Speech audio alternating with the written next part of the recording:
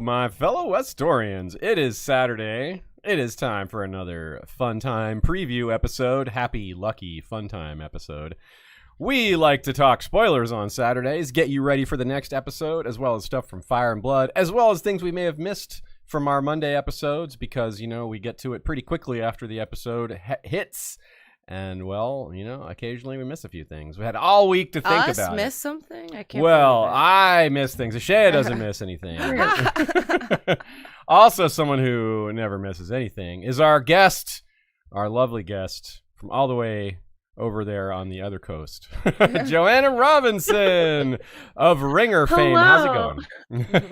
Oh my God, I'm so excited to be here. You guys know that you're my favorite, and I love listening to all of your shows, and I learned so much. And I'm just so stoked to be here. And I miss you guys. I haven't seen you in like forever. So it's so nice. 5 years? No, we haven't seen since 2019. No. No, it's 2019. Not That's like okay. 3 years. That's 3 still a long years. time. That's a long time. Still But a long like time, considering that it was like yeah. we were seeing you every year for a little while there. So Yeah. I know. hopefully some future convention you'll go to that we'll be at too. Yeah. I can hope. That would be I love nice. it. So you've moved over to the Ringer since last we saw each other. That's awesome. How's that going for you? Seems like it's going really well. It's really fun. I loved listening to Jason on your show. We're playing like musical Game of Thrones chairs. That's right. So Jason left and I scooted in, and yeah, and we're all still, I think, one big happy family of friends and pals who cover this show on various outlets, and it's been really fun. It's been really great to get to collaborate with Mallory. She's been incredible to work with, so that's been really fun. And of course, I miss working with Dave Chen. I miss like some of the other stuff that I used to do, but I still listen to Dave and I listen to Kim Renfro, and like, you know, it's just it all worked out. Everyone is, you know, happy and healthy and covering House of the Dragon, and that makes me really happy. Speaking of Kim, we have her as our guest for week 10, so we'll have all the musical chairs filled properly. And it's a great song, though. The music is wonderful. Yeah, you are filling those shoes. What's funny, you guys are like Lannisters, right? You got Joanna Lannister, you got Jason Lannister. These are all Lannister names. Yeah. Is your boss's name Tywin? Who owns No, it's something much more Swedish than that. On Spotify. Right on. Well, you all can catch us as usual, the live streams here on YouTube. You can catch the replays of the live streams also on YouTube or on Spotify. And the podcast version, the visual free version, we can call that's a new way to call a podcast. Visual free. Makes it sound like that's a plus. It has visuals if you imagine hard enough. Yeah. Actually. You can find the podcast versions anywhere you get podcasts, like Spotify or Amazon Music or iTunes or Google Play. This, the last of the time jumps. 6 years, though. It's a pretty substantial one, but it is the last one. Joanna, what do you think about time jumps in general? I was having this thought right before we got started. I was thinking to myself, time jumps are kind of just a thing you have to do sometimes. They're like a necessary evil. I've never heard anyone be like, does this show have time jumps in it? I can't wait. Give me some time jumps. Like, that's never something we get excited about, but like, it doesn't have to be a bad thing either. Yeah, I think it depends on how it's executed, and I feel like there are pluses and minuses with this particular execution. I'm loving the show. Listening to you guys, I think we all agree sort of where they're trying to head at the end of the season. Because I could talk about that, right? This is the spoiler show. It's the spoiler show. You're safe. You're safe to say spoilers for the books. Yeah, but like if they're racing towards Shipbreaker's Bay, right? Because they want like to get to the first Dragon Dance. And they decided they wanted to do this childhood for Rhaenyra and Alicent. Then it makes sense to me that they would have to hop, skip, and a jump. But I got feedback from a listener the other day that I thought was really interesting about how shows teach us how to watch them. Shows will condition an audience how to watch them. And they said with the time jumps and the way in which certain characters have been killed off, like right after we've gotten to know them, this person said they felt like show is teaching them to not get attached to the characters. That's a good lesson in general in George R. R. Martin's world, probably. Yeah. But like when you're trying to deep invest into someone, maybe that is a bit of a challenge. So I'm glad this. I'll just say I'm glad this is the last major time jump, because we all assume that since the dance takes place over just a couple of years, we won't be racing through time. Yeah, it'll be more paced out like the first show was, where maybe a month or two has passed, but nothing really substantial. Yeah, at least that's what we think. We don't actually know for sure. We'll see, but that does stand to reason given the source material. Although technically, I guess we'll get some major time jumps after, assuming they do what their plan is, which is after 3 or 4 seasons, jumping back to a different era. Then those are really big time jumps, potentially. Nobody's the same character. From now. Well, that's basically a soft reboot. Yeah. That's like basically making it an anthology show, which is interesting. Yeah. So I wonder, let's start off as we often do with a few little tidbits from last time. I wonder if they're replacing the Corlys Luke scene, or if that scene replaces Jace Viserys, which comes in the book where Viserys tells Jace this will be your throne one day. Because given the state of Viserys' health, I'm not sure anyone's going to be like sitting on his lap or sitting on his knee, or, he doesn't look capable of doing that. Or I don't know, if I was a kid, I wouldn't want to get close to a man whose face is half missing either. So that's I feel scary. Like and he had like Jace on his knee, right? And Jace is a full-blown teenager now. So I feel like that time has passed. But wasn't there was a scene when Joffrey was born that Viserys was like, "Oh, you'll be a mighty soldier." Like there was I felt like there was a version that was sort of making that connection between grandfather and grandchild. Part of it. And this show has done a lot of that, where they take a line that's like later or earlier in someone's arc and just find a place for it so they can still suggest that aspect of their personality, like Alicent snatching the daggers. We pointed out how that's something that comes later in life from her in Fire and Blood, where she apparently does that several times. And the most heinous version isn't one where she snatches a dagger, where she just tells Jaehaera to kill Aegon III in his sleep with her. She's like, slit his throat, and when you're asleep tonight, and just at dinner she says that. It's like, whoa, yikes. It's like, post-war Alicent's pretty tough. Pretty rough, pretty nasty. So anyway, once the kids and the grandkids start dying, like things get really really tough. It's hard for anyone, I imagine, to go through that. And as it says, as we also learned last time, everyone is capable of depravity, according to Daemon. And, well, that was in response to saying, I don't think Alicent is capable of cold blood murder. And, well, at this point, she probably isn't. But she's getting closer and closer every episode if she's not there yet. Especially with Larys Strong, like, you want an eye? I get you an eye. That's with people with whispers like that in your ears, it's hard to stay on the straight and narrow. Are you telling me Sean has never sidled up to you and said, if you want an eye, I can get you an eye? He's more like, I can get you a beard, or I can get you a strange drink. So I can get you a drink. Yeah. But also alongside that, it's an interesting thing that I didn't mention at the time. Joanna, let me get your thoughts on this. One of the things that's super interesting about this is perspective, right? Like, who thinks who did what, and that's a big part of Fire and Blood. The sources are like, well, it might have been this person, we think it might have been this person. Daemon kind of casually pointed out in reference to the Curse of Harrenhal, he's like, oh, they'd like you to believe that. He's basically pointing at Otto and Alicent when we know it was Larys, and with Alicent sort of accidentally suggesting it, we know she didn't ask for that.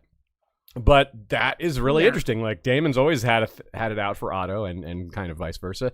So he pins this on him, which I think is pretty relevant now, especially with Otto about to be like ruling in Viserys' place while he's sick. So I don't know. I feel like it's gonna be some friction there, huh? I love one of my favorite moments of last week's episode was when Daemon walks in when everyone's gathered and Alicent's about to demand an eye for an eye. And Daemon, first of all, saunters in. He and Rhaenyra are both visibly disheveled. Sand everywhere, right? Saunters in, does his leaning thing, which Matt Smith has decided is a defining characteristic of Daemon. And Otto, like, only has eyes for David. He's just like looking at, he is like, they're obsessed with each other. Like, and Damon walking up to him and making that leech comment, just sort of like any excuse, any moment we can take to sort of jab at each other, we will. I loved it. Yeah, it's like, sorry about your loss. You are a leech. Like, okay. Yeah.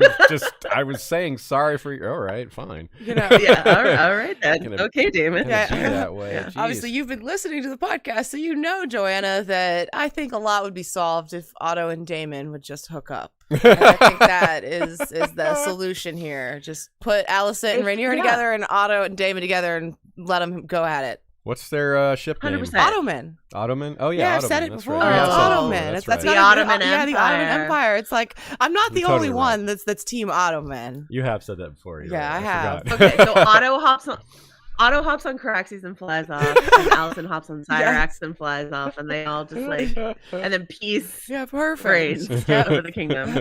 Love it. The greens and blacks become the bleens or the gracks. I like the gracks a lot The more than the gracks. bleens. I have to say. Yeah, crack, pretty Gracks is good. I can crack that.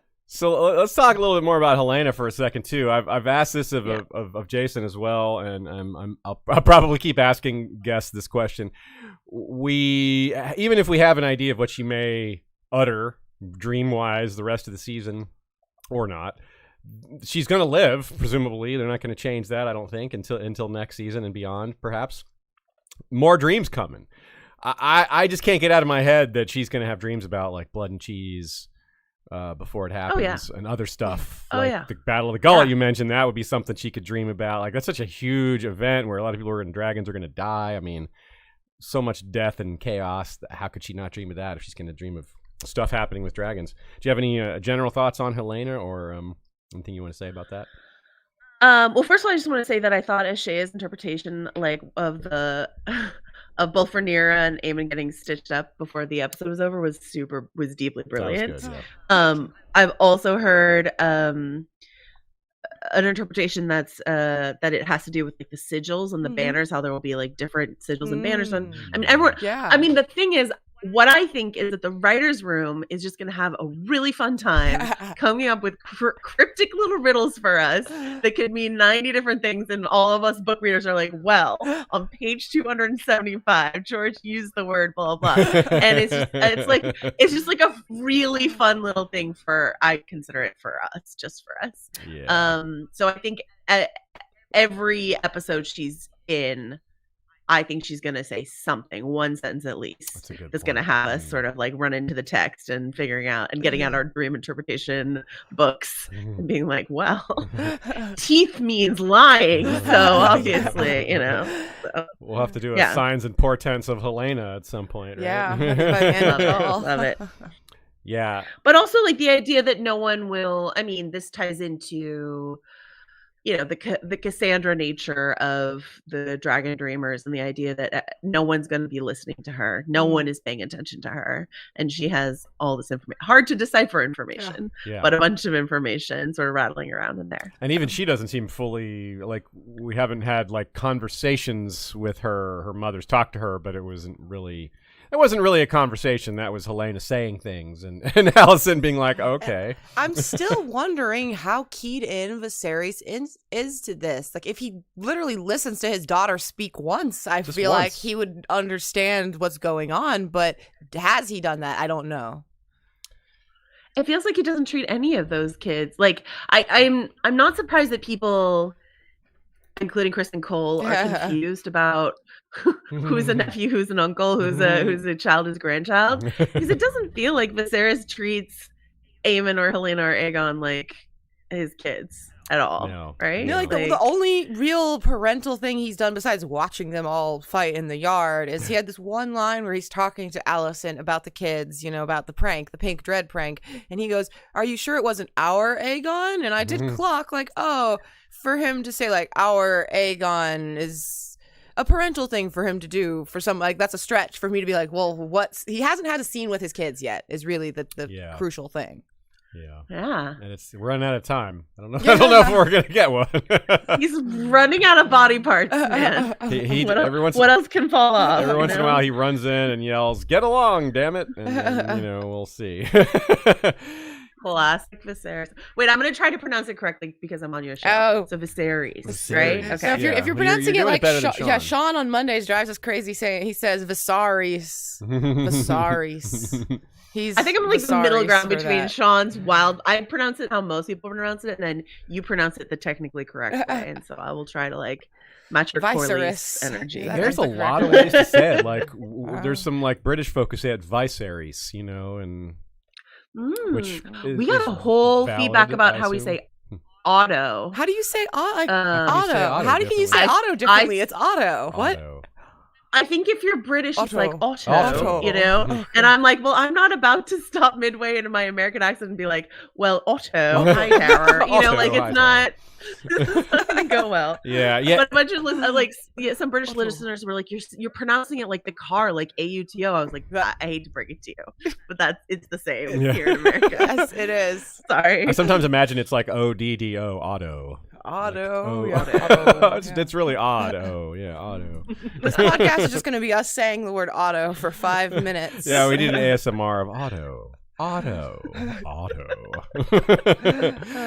So another thing I noticed about Helena, I rewatched the episode again last night with our unsullied roommate, and I noticed that she says hand turns, thread goes, and then hand turns, loom again, and I noticed that the dagger strokes were both in opposite directions. Like Luke slashed upward, and then Allison slashed downward. So it's like hand turns. So I don't know if that was intentional or not. But I thought it was kind of weird, like watching the behind the scenes of Luke slashing upwards. I thought it was kind of a strange way to do it. And then having Harvey talk about it behind the scenes, how much fun it was. He's like, I got to do this and this, and that kid was so. That kid was great. I love that kid. So he got me. He gave me the idea. Good job. He's like a little prophet kid there. I love it. Yeah, I love it. Harvey the Dreamer. Yeah. Also, I thought, Helena is sounding a little bit like Patchface, but her brother actually has the patched face. Hey. That's good, Aziz. There you go. And her other brother's the one who sounds crazy. Face, yes. With his drinking. Yeah, like, Starkatype sends a super chat from Canada and says, which body part will Viserys lose next? I don't know. Looks Good like question. half a face. Yeah, half a face. Half a face. Half a face, yeah. it seems like, and the rest of his hair. Yeah, the rest of his the hair. other. Maura Lee sends a super chat, says, which dragon rider ends up with sea smoke, or did Laenor take sea smoke with him?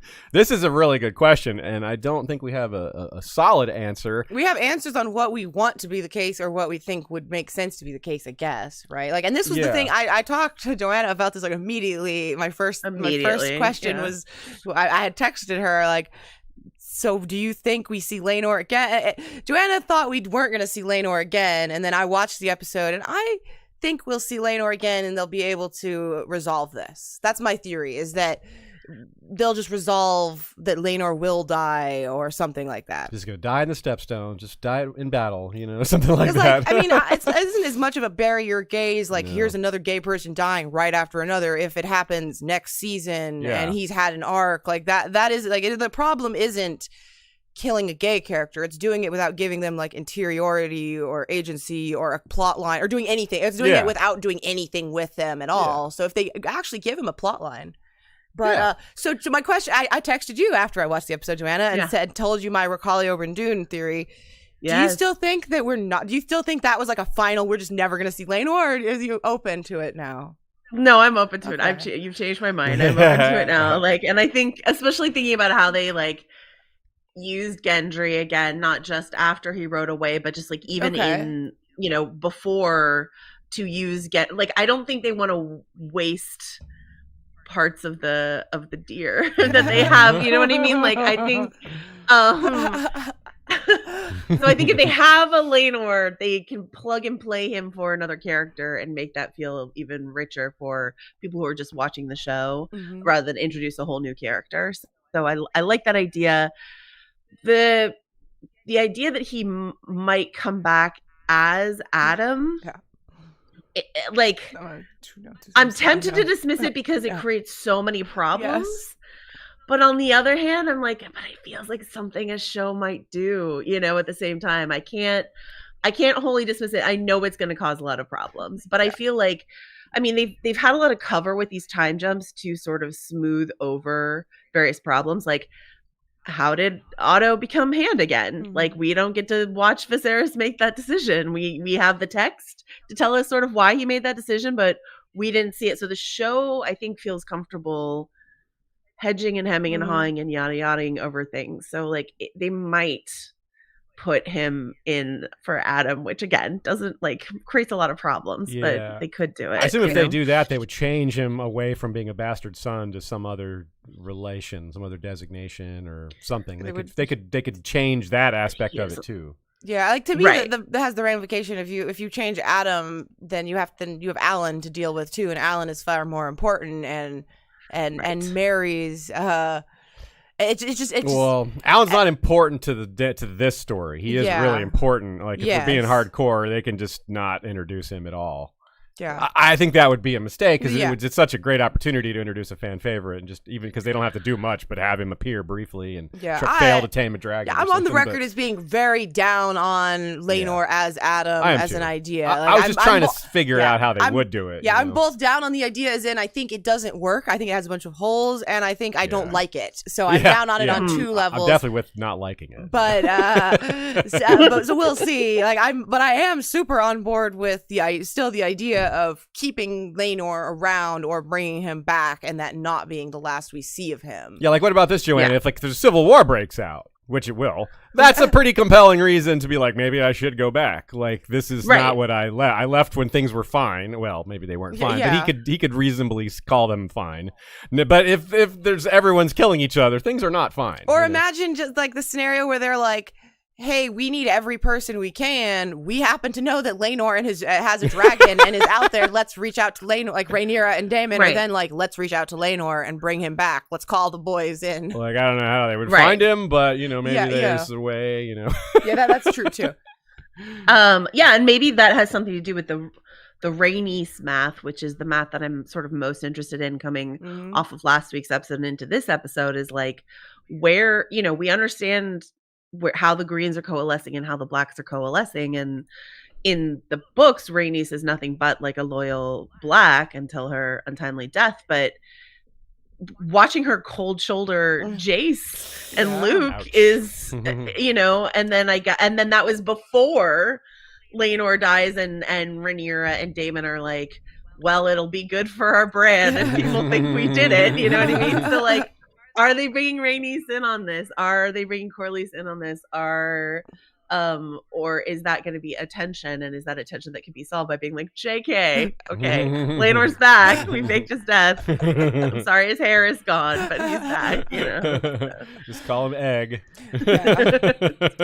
And you're right, though, like we are getting this time jump here to where like that's 6 years that Rhaenys will have thought Laenor is dead unless they told Rhaenys and Corlys immediately afterwards, which seems very cruel for a son to do that to his parents, like ignoring Daemon and Rhaenyra or whatever, because who knows how they think about Corlys but like that's Laenor doing that to his parents, and to his son. Like on it's one not hand, a great thing that Laenor did. On one hand, Laenor might have been like his position, and it might have been like, okay, if I don't do this, they're just going to kill me, because that's like what they were going to do if not letting me go. So he might be like, of course he could just tell I had no choice. He could just tell his family like, they're going to kill me. They tried to tell me to leave and like you think I was dead, and I was pretty sure if I didn't they were going to kill me. But like the other thing we should do, what do you think of this, Joanna? Another way they can get around it is just not have sea smoke anymore. They just other dragons, they can just I mean,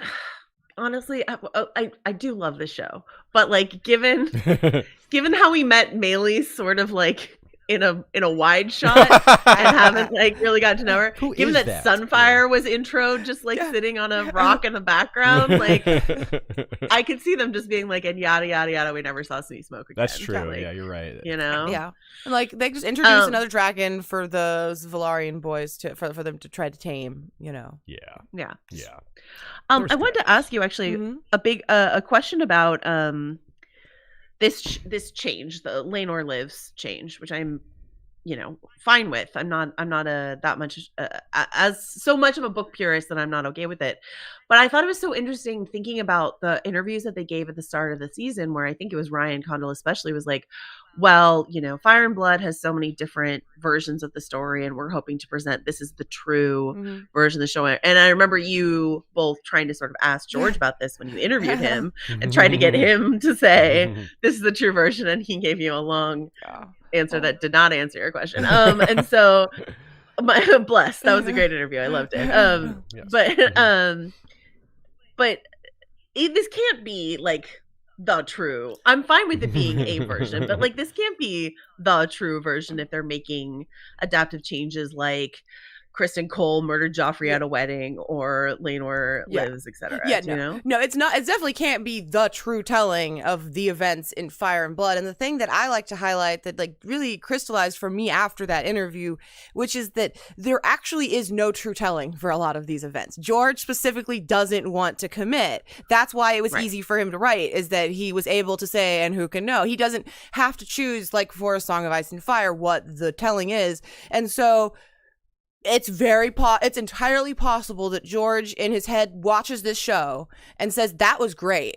I'm choosing to believe that Laenor actually lived and that happened. Like, and maybe not for this case, but the point remains that George has not committed to these things. So like a lot of these things could now be part of George's headcanon true you know what I mean? Like it's not something that he's going to be writing down, that we will never really, I really don't think we'll ever know what George thinks is the truest of each thing. And I also think that there's many of these topics that are like hotly debated among fans, that if you ask George would not have an answer for you for what he thinks the actual he may not have thing thought is. about like it, I don't like he hasn't thought about it. He thought about what the three options are and then decided I don't have to decide, which is cool. I think that's but what like he would do, so I think it's literally impossible for anything on the show to be the actual fully true telling, I guess. Kind of like real history. Like we have what we think happened, but we don't. We weren't there, and we don't have video footage. And that makes Fire and Blood the perfect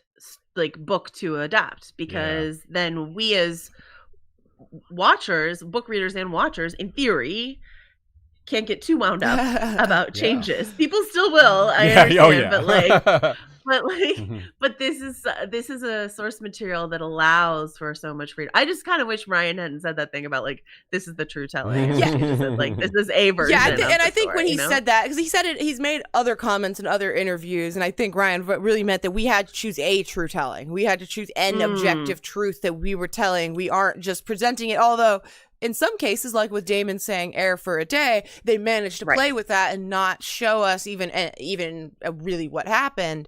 But no, I think it was more that he was saying, unlike Fire and Blood, this is like an objective truth, not being told through a framework of Rhaenyra telling someone about the story later. Right. Yeah, that makes sense. Okay. Somewhat related, Nancy Gross as a super chat says Viserys did confront Aegon to make him out Alicent for the bastard gossip, but Aegon didn't actually turn on his mother. He said everyone knows. Yeah, and that's a good example. Like we don't know for sure that Alicent like told them that their brothers or their half brothers are bastards or whatever. Because there is plenty of evidence out there. They could have figured it out on their own, but it seems likely Alicent told. But it's a good example. We don't know. We just don't know. From Olivia Cook's performance in that moment. And it seemed like she was like, it seems like there had been a conversation. Like there had been a conversation at some point with those boys where she was like, remember, they're not really, they're bad. Like she told them that. And I mean, we got that implied even when she's talking to Aegon and she's like, with family, you're okay to be like that, but they're not family. Yeah, so like they're not family. Like they are family. Even if they're bastards, they're still family. They definitely came from Rhaenyra. I mean, that part's not in doubt, right? And how we had that moment where Aemon says about Helene at Aegon is that she's your future queen. Like they're just accepting this. Like they don't give any leeway. That was such a huge moment. Yeah. That was such a freaking Hobart Hightower. Yes, Hobart. Aegon the Conqueror, babe. Yeah. Wow, yeah. that was a real Hobart. Hobart. Yeah, yes. That was Hobart. So let's go to Dragonstone. That's one of the locations we figure to see early on in the episode. We know they're going to go from Dragonstone to King's Landing. In fact, we get this this exchange. Rhaenyra says, "Those vipers rule in my father's name," and Daemon says, "To King's Landing, then," or something like that. That's in the trailer. They're facing each other, looking at each other. We've got a shot of presumably Maester Girardi's big smile. There's another shot with him looking at the painted table. There's like a pulled back shot, and the painted table just looks so awesome. So presumably Jace is getting some, you'll be king one day. All this will be yours. What kind of lessons in his future? Right. Yeah. And like we know that like Uncle Damon's a Targaryen hardliner, so maybe Jace is getting more Targaryenness drummed into him, Yeah. Sorry, stepdad Daemon. So Daddy Daemon. Daddy Yeah. Daemon, that's right. Yeah, I agree with that. So more on that in just a second, because you're right. What education we can maybe assume, maybe get some clarification on this episode, and a little far is super interesting, especially with the whole prophecy angle thrown in there.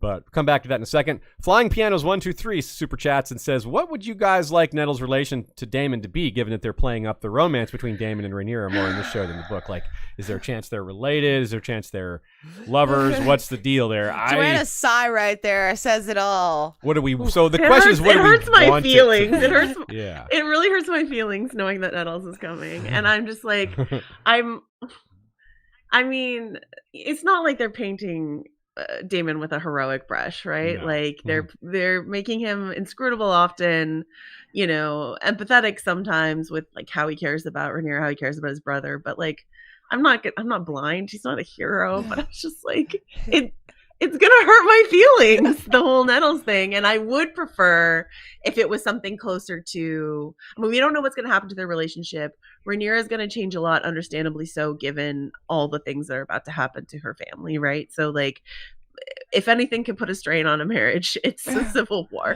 But No. but truly not. But I do like fanficking in my head some sort of version where, he's mentoring Nettles. He's like, excited about her because she's a dragon rider or whatever. And Rhaenyra gets jealous and thinks something else. And maybe Mysaria, who has her own anti-Daemon agenda, plants some poison in her head. And the idea that Daemon does what he does after, like, when Daemon goes and fights Aemon, to me that always struck me as some like massively disappointed in Rhaenyra somehow. That was in it somehow, and like maybe it's a sort of, I can't believe she would think this of me. Again, I'm a big Daemon apologist, so like that's probably not what's gonna happen, but in my dreams. What do you guys think? It's probably my ideal situation for what I would want to happen. Like, whereas for me, it comes from like rather than thinking about Daemon as a character and caring much about Daemon as a character and as being an apologist, it comes from me caring about who Nettles is, like what her backstory is. And I've seen a lot of arguments from people in the fandom who feel very strongly about the idea of Nettles being a dragon seed or not being one. I've seen arguments on both sides. And so it's something that people are gonna feel very strongly about. I don't feel like I feel that strongly. I kind of lean towards wanting Nettles to be a clear Targaryen dragon seed blood, whatever that means, however they do that. But I kind of lean towards them wanting her to actually be related to the Targaryens. What about you, Aziz? I think I'm kind of hoping that that she is a person that strikes him as someone worth respecting, because that's the thing for him, is he doesn't respect very many people, and especially people outside of his family. Now, whether or not she's a dragon seed or not would impact us a little bit, but she's not going to have the last name Targaryen, and her birth isn't going to be certain, I think, one way or another. I don't think the show's going to resolve that. I think they'll keep that as a mystery. So Daemon could be like a rare case of Daemon actually respects someone who is not necessarily highborn, but B is a dragon rider. And I think that's maybe something that to him creates a sense of, okay, we're equals. Especially maybe in her case where she's done it using unusual means. Like if she tames a dragon and it's not certain whether she has any natural ability in terms of bloodline, that might be even more impressive.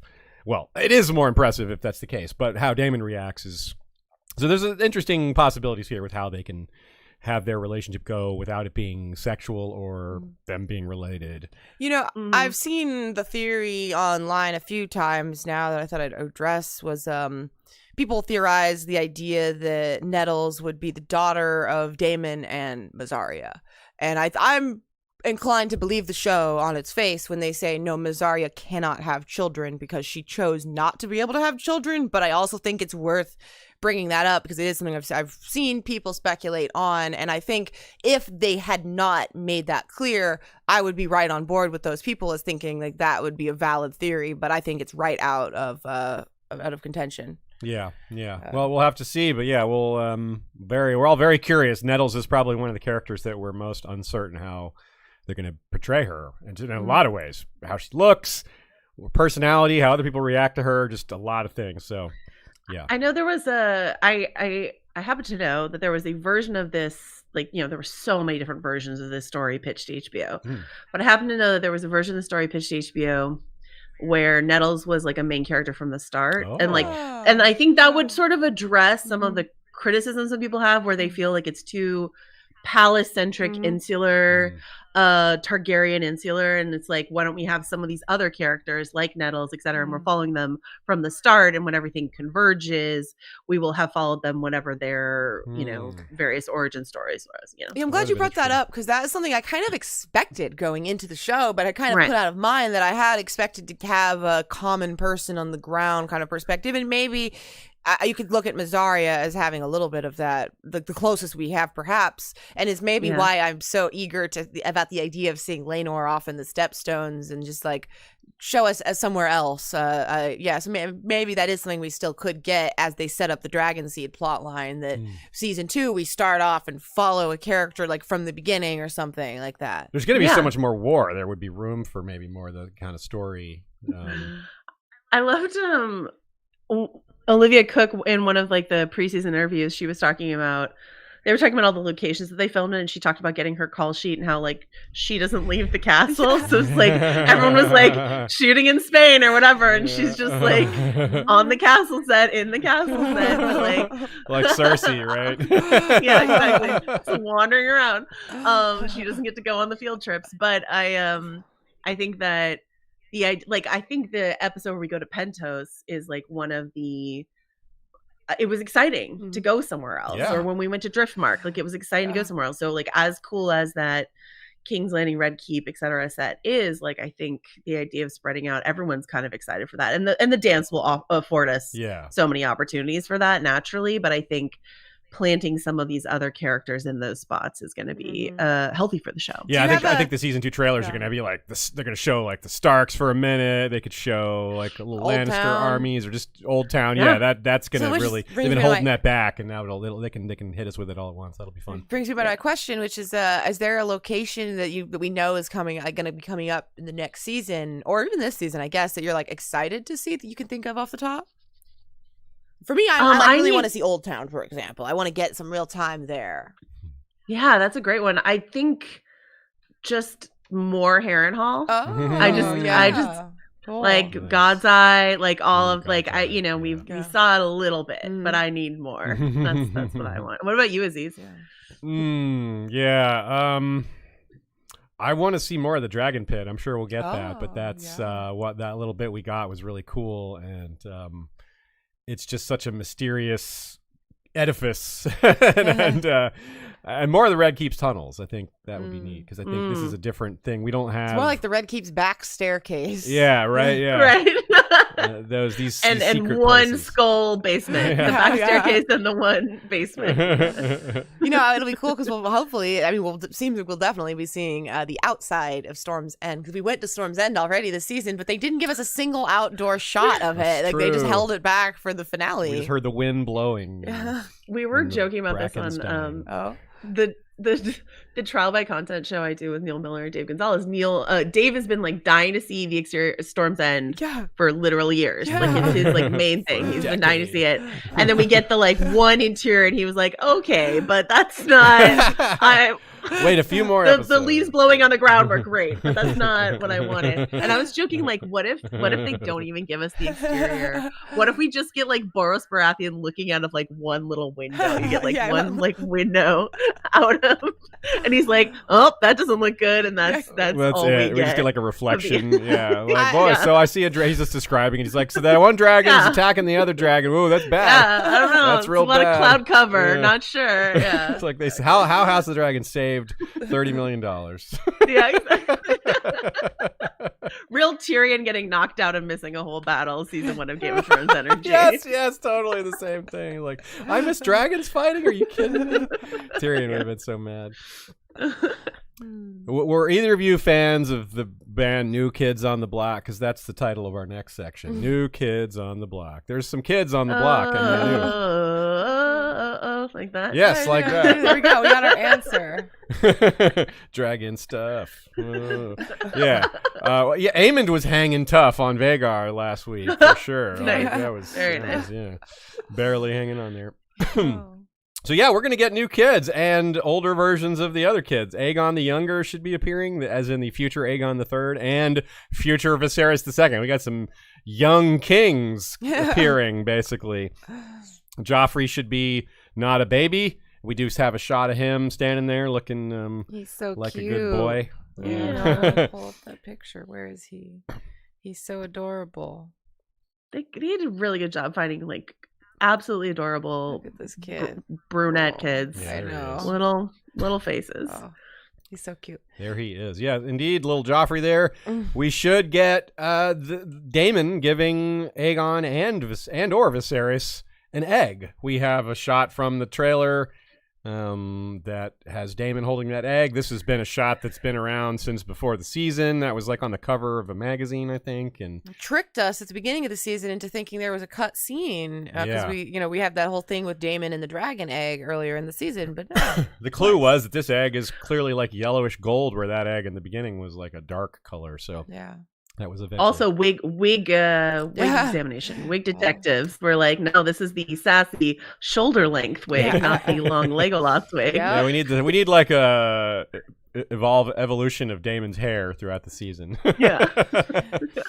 I'm rooting for them to bring back short-haired Daemon next season. I'm like, come on, do it. Like, I'm hoping that it was like a test. Like, they put 3 hairstyles out there for the audience, and then they're like, okay, what did everyone respond to the most? And then they'll bring that one back. That's my hope. He's just gonna change away from whatever Aemon does. He's like, whatever. I was like, I don't want my hair to match that kid. Yeah.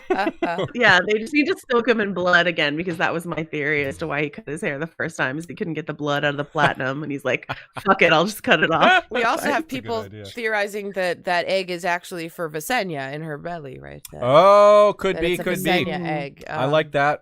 That could be getting ready to put it in her cradle, because yeah, she's definitely showing. Got a little bump there, a little baby bump. So, and we know there's no time jumps, no big time jumps, so they can't go too far. So they have to have baby Visenya, in the oven for that to not have a time jump involved, or not a big one anyway. So there's that really early trailer line we got from before the season. Dreams didn't make us kings, dragons did. Now we've had plenty of time to think about that. We know that Aegon's prophecy is involved. This really sounds like it's related. Dreams didn't make us kings, dragons did. Like, where's this dream thing coming from? I feel like there's a conversation coming. Maybe Daemon didn't know. Maybe Viserys never told him. We've been kind of on that track all season long, like Daemon never knew about the prophecy. Could be wrong, but if Rhaenyra tells her oldest son, or all of them, maybe it certainly makes sense to tell Jace, but she could tell all of them. Then Daemon would be privy to this conversation as well, and he would weigh in one way or another, like, hey, how come my brother never told me about this? Or, wow, this is news to me. Or, hey, I knew about that too. This is what I think. Joanna, what do you think? Yeah, this has been my most favorite thing to wonder about, is like, who knows what about the prophecy when? Because I think one of the crucial interesting elements of the upcoming dance is like, what if one side knows about the prophecy and the other doesn't, which is how it's currently being set up. And like how interesting that is, how much that informs everything. You guys have had such great long discussions about how this informs everything every Targaryen monarch has done throughout A Song of Ice and Fire. But like how we can look at everything Rhaenyra does and think about her thinking about the prophecy. And it was perfectly encapsulated in that moment where Alicent had the dagger up to Rhaenyra's face, fire, so right? cool. And Alicent's, well, what about duty, right? And Rhaenyra knows a lot. She knows that her duty is like staring her right in the face. It's this dagger thing, and Alicent has no idea. And it's just part of that ever widening chasm between these old friends of like things that they don't tell each other and things they don't know about each other. And so this idea that Rhaenyra is carrying this, it's informing her certainty that she needs to sit. She's the one who knows about the prophecy. She's certain she needs to sit the throne because she knows about the prophecy, etc. And it's information that Alicent and all of the folks over on that team don't even have. That's so interesting going forward. I have to imagine that Rhaenyra, who brings Daemon in saying, I need you, uncle, like I need your support, I have to imagine she would tell him about the prophecy. But as you guys have talked about, I don't want to watch her tell each of her sons who then die. Like that's gonna really hurt my feelings again to watch her tell Jace, etc., and then the next one, etc. So you thinking, Aziz, that she'll tell Daemon this episode, or are you thinking it'll happen after Viserys dies? I think it'll happen this episode, given these lines, but I wouldn't be surprised if it happens next or the 10th episode. I mean, it's not that much room. I think it happens this season, but because of this line and because we know this egg is getting presented, this is a good opportunity for it. It could be here. But yeah, I don't feel super strongly about it. On the other hand, I want to point out that Daemon's saying this potentially to his sons here, who are going to rule over a dragonless world. Later, he's like, dreams didn't make us kings, dragons did. One of these is the future Aegon the Dragonbane, who will be terrified of dragons. And he's going to be like, no, thank you. And then Viserys will be his hand, and then will be king, and there won't be dragons anymore. Because Aegon will be able to say that dragons made him king, because dragons killed everyone else. That's true. That is how he became king. Good point. Yes, that is very true. Yes, dragons will definitely indirectly lead to the death of all three of his older brothers. Yeah. And some of his uncles. It's so funny thinking of Aemond and Aegon as and Helena as uncles and aunts to those two. It just doesn't seem right. Yeah. But hey, I guess who can blame Kristen Cole for getting it confused? Yeah. It's like Kristen, wait, who are you talking about? The cousins, and you're like, buddy, you work here. He's like, yeah, but you can tell. This is your job. I'm more interested in this lady here. I'm not. I don't care about these kids. Yeah. F these kids. That's Kristen's attitude. And apparently, like the whole Kingsguard doesn't pay nearly as much attention to them as they should. Apparently, we need to keep a closer eye on these kids. Wow. Yeah. So we've got Baela, Bethany Antonia, and Rhaena Phoebe Campbell. They are a little easier to tell apart now. Yeah, they've got different hairstyles. Yeah, very different hairstyles, different dress. I kind of wonder, we'll talk about it a little more later, but in this King's Landing scene, they're not standing together. One's standing with Rhaenys and one's standing with the two bastards. So... The two bastards. Okay, the two bastards. Sure. Yes. I don't think of bastard as a bad word. So, it's not necessarily, but damn, okay. I mean, that's why she might be standing apart from them. But yeah, so this is like, are lines being drawn in the sand here? Or maybe are Rhaena and Baela not on the same side of this conflict? I'm wondering about that. Because look, you got Baela and Rhaenys kind of standing with Vaemond, and we know that she's already expressed an attitude similar to Vaemond, so they might be sort of allies on this issue, and that's too bad. We'll come back to the actual succession crisis later, but it kind of fits. And I think it's notable that you also see this shot I put here of Rhaenys looking upset, and it's Rhaenyra and Rhaena together. Like Rhaenyra and Rhaena seem like very close to one another, and then Baela has been tied to Rhaenys. So And even in the preview we saw from like the episode 10 or whatever, like one of the shots we've seen from the finale that shows like Rhaenyra at her Black Council, like around the painted table, it's Rhaena that's like right next to Rhaenyra. And so it seems like maybe like Rhaenyra got the daughter she's been wanting. Like she has daughters, and like that's one of the things I've been saying I want out of the show is for them to show us the relationship between parents and step parents and these kids, and maybe that's what we're gonna get here, right? It does look like we'll get some. So let's Rhaenys being her very biased self, to put it lightly, I guess. So I wonder if this is what leads to them getting married. Like if they were already married, which they on book canon they're betrothed very young. You're talking about Baela and Jason, Luke and Rhaena? Yes, to be clear, yes, absolutely. I would have, in book canon this has already happened, so I wouldn't expect them to be divided on this issue if they were married, because it wouldn't be as much of a problem like who inherits Driftmark if it's a married couple, one of whom has they each have the two sides that are being represented. That would solve the issue. I'm kind of guessing that's what Viserys is going to do. He's going to come in and demand that this is the solution to it, or maybe that happens more organically.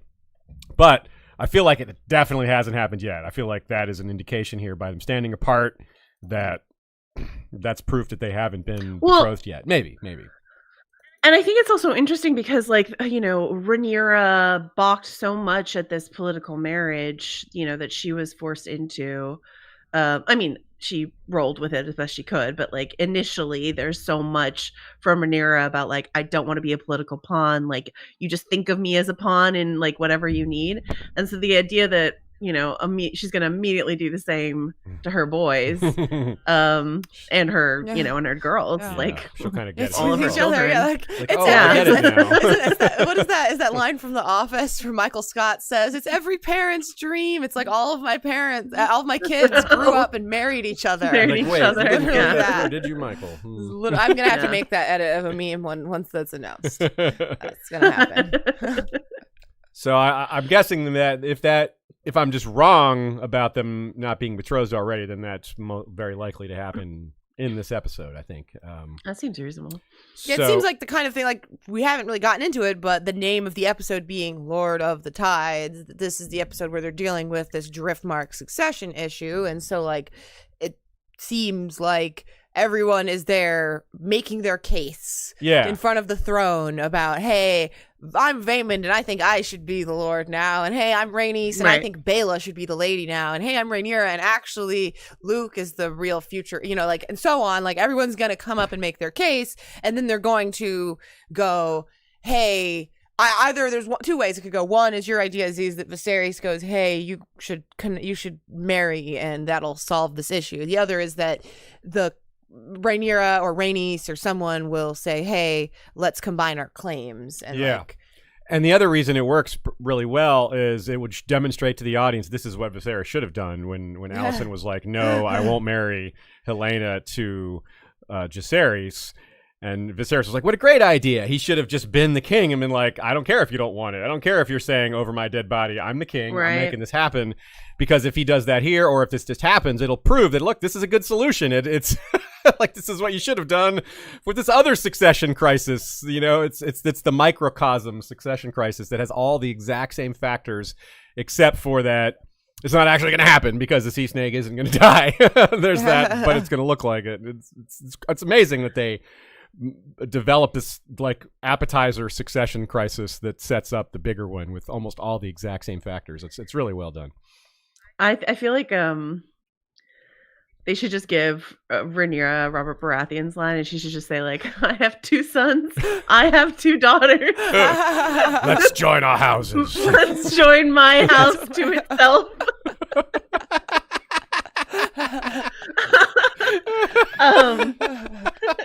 Yeah, no, I mean, like, Lord of the Tides, I think, signaled for when the titles for the season came out.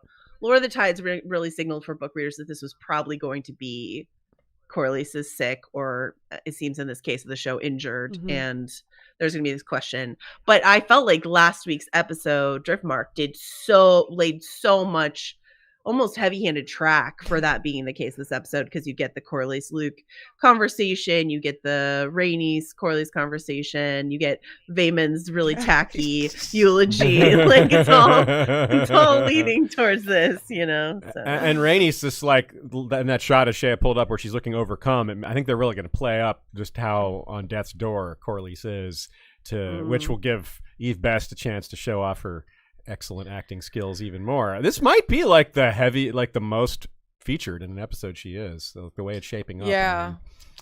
I hope so, because she's excellent. She is. I would love to see more of her. Another important line from the really early season trailers that might relate is gods, kings, fire, blood. That's like one of the first lines we ever heard. I'm guessing that one might be part of Daemon at Dragonstone, this one. If not, I mean, well, we're running out of time. There's not much other. It's in one of these next 3 episodes, unless it happened to be a casualty of the cutting room floor, but you never know. I'm surprised it wasn't his wedding vows. That does sound like something you would say. Like, I wrote my own wedding vows, wife, and here they are. They're very intense. Get ready. Gods, kings, fire, blood. Like, those aren't sentences. Those Then are he just just starts single words. rapping. Yeah. Long ago, the 4 nations. Yeah, exactly. Gods, kings, fire, blood. Yeah. It's actually beat poetry that he's doing. Yeah. So I had a really sad thought that, given that eulogy, which is a mixture of poetic and really rude, which, by the way, that behind the scenes is amazing. I think we pointed this out on Monday, but that was the first episode they filmed. So a lot of character, that's why a lot of the early preseason, sneak shots were of Laena's funeral, because it was literally one of the first things they did. And Will Johnson, the actor who plays Vaemon, was like, I practiced that for 3 months. It was going to be my first lines. I was like, oh yeah, those were your first lines. Speaking this Valyrian eulogy, while talking trash to little kids. What a start for your Game of Thrones career, man. It's pretty awesome. He was really excited about it, though. He was like, wow, it was really fun learning this. I practiced every day. It's like, yeah, it's hard. It was like, you know what? Zerah Vaemon's actually kind of all right. Just I mean, I will say that Vaemon isn't wrong. He isn't entirely wrong. If I was in Vaemon's shoes, I would also be mad. I would be big mad if I was Vaemon and I see these non-Velaryon that are gonna take our house. I would be mad. So here's something that has struck me. This is what we're gonna get. We're gonna get a black man telling a white woman that these kids aren't black enough to inherit the land. It's a totally different look. It's like, wow, that's really what's going to happen here. But I mean, we've been talking sort of all season about this idea to cast House Velaryon as black or as mixed race. And I think that there have been some interesting, people have written really interesting pieces on sort of Corlys's demeanor in the small council meetings, how he refuses the wine, sort of that he is treated, of course, as he is in the books, as nouveau riche, right? Mm-hmm. He's newly rich. There's this whole otherness to Corlys and his pride that comes with it. And so I think, when we talk about casting, we talk about colorblind casting, where race has nothing to do with it. And then we talk about what this is, which is it's a decision that does bear fruit on the story. And I think it does bear fruit when you're Vaemon and you're like, who are these white children? Yeah. And why is my house, who for generations have been black, why would I give our family home to these white children? It makes it so less cut and dry, doesn't it? You cannot easily take one side when you're looking at it from certain perspectives. Yeah. You don't want you don't want you hate when Westeros treats bastards the way they treat bastards, but you also don't want people getting disinherited because of privilege or whatever. Which is where Vaemon falls apart for me, which is that Baela and Rhaena are perfectly good options that are Velaryons, that are of the blood and all that. They're girls, though, and that's where he sucks. He still wants it for himself. Yeah, he's trying to jump them also. So that's, he loses the plot there. If he was just trying to usurp the Velaryon strong boys, I would be like, go for it, Vaemon. You're correct. They should not have your seat, in my opinion. But Baela or Rhaena should have that seat. But you don't get it either, Vaemon. Yeah, like it's not yours either. So we're team Rhaenys. Yeah. Yes, going into this episode, we're team Rhaenys' case here. Like she's in the right, I think. Yeah.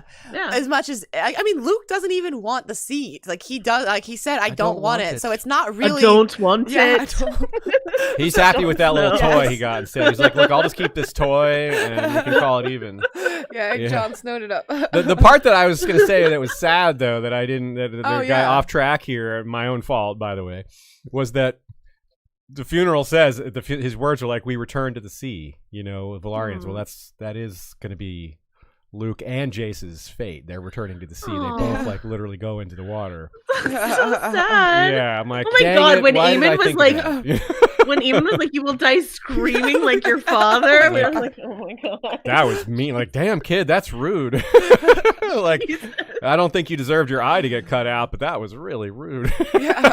Jesus. So, speaking of, unfortunately, as awesome as those kids were, those child actors were all fantastic. We shall not see them again in this show. No. We're getting Aegon now, Tom Glenn Carney. Aemond is now Ewan Mitchell. Helena Fia Sabin. Did you ever watch Last Kingdom, Joanna? I did not, though. So what I did do, though, is I was like, why?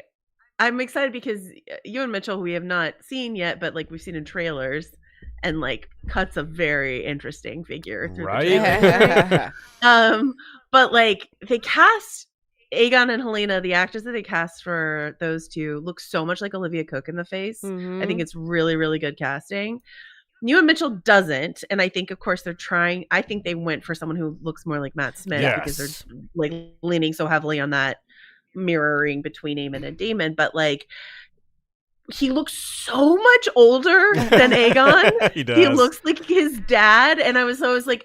And then I couldn't find Ewan Mitchell's like real age online though. And then I was looking at photos from him in Last Kingdom, and I was like, listen, without the eye patch and the wig, like he does look younger, but something about the wig and the eye patch like make him look like he could be Aegon's father, or at least uncle or something like that, not his younger brother. Yeah, I think he's got like that long face that that Viserys and Daemon and Otto all have. Like I think all three of them actually have like a very similar long face, and I think that's what Ewan Mitchell has as well. Yeah. That's true. There's a scene in Last Kingdom where the actress playing Helena almost jumps out a window to commit suicide, and we were like, "Oh my god!" Oh, like we were like, "Whoa!" Very on the nose. Yeah, we were like, "Yikes!" The actor Ewan Mitchell in Last Kingdom is like a really good guy. Like he is like a really sweet kid. The opposite of Daemon. Yeah. So it's gonna be really interesting seeing him as Aemon. Like I knew as soon as they cast him, and I knew what he was like in the Last Kingdom, I was like, "Oh no, he's got to be really good." If they cast this guy as this terrible person, like he must be a great actor. He's got a very fun dorky haircut. Right? Yeah, he does. He does. It fits him very well. So Aegon and Helena should have their own children now, if it's following book canon loosely or exactly. And I really wonder about that because there's a choice they may or may not carry over from the books. Jaehaerys and Jaehaera are twins. The description is her brother, whilst larger and more robust, was also less perfect than was expected of a Targaryen princeling, boasting 6 fingers on his left hand and 6 toes on each foot.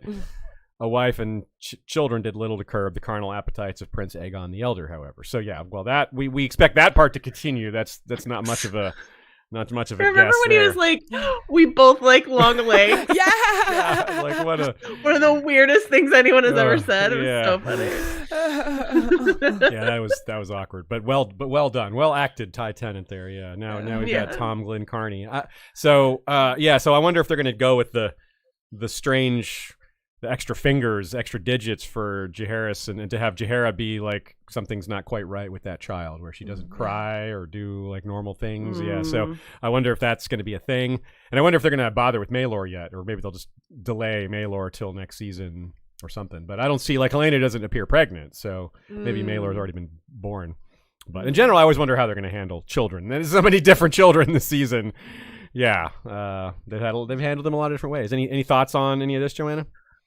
I would love to see six fingers, six toed Yeah,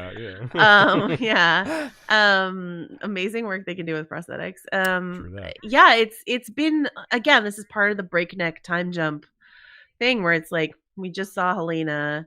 6 years later, does she have 3 whole children? Well, like, I don't know. They did that with Alicent, basically. So, like, sure. Yeah.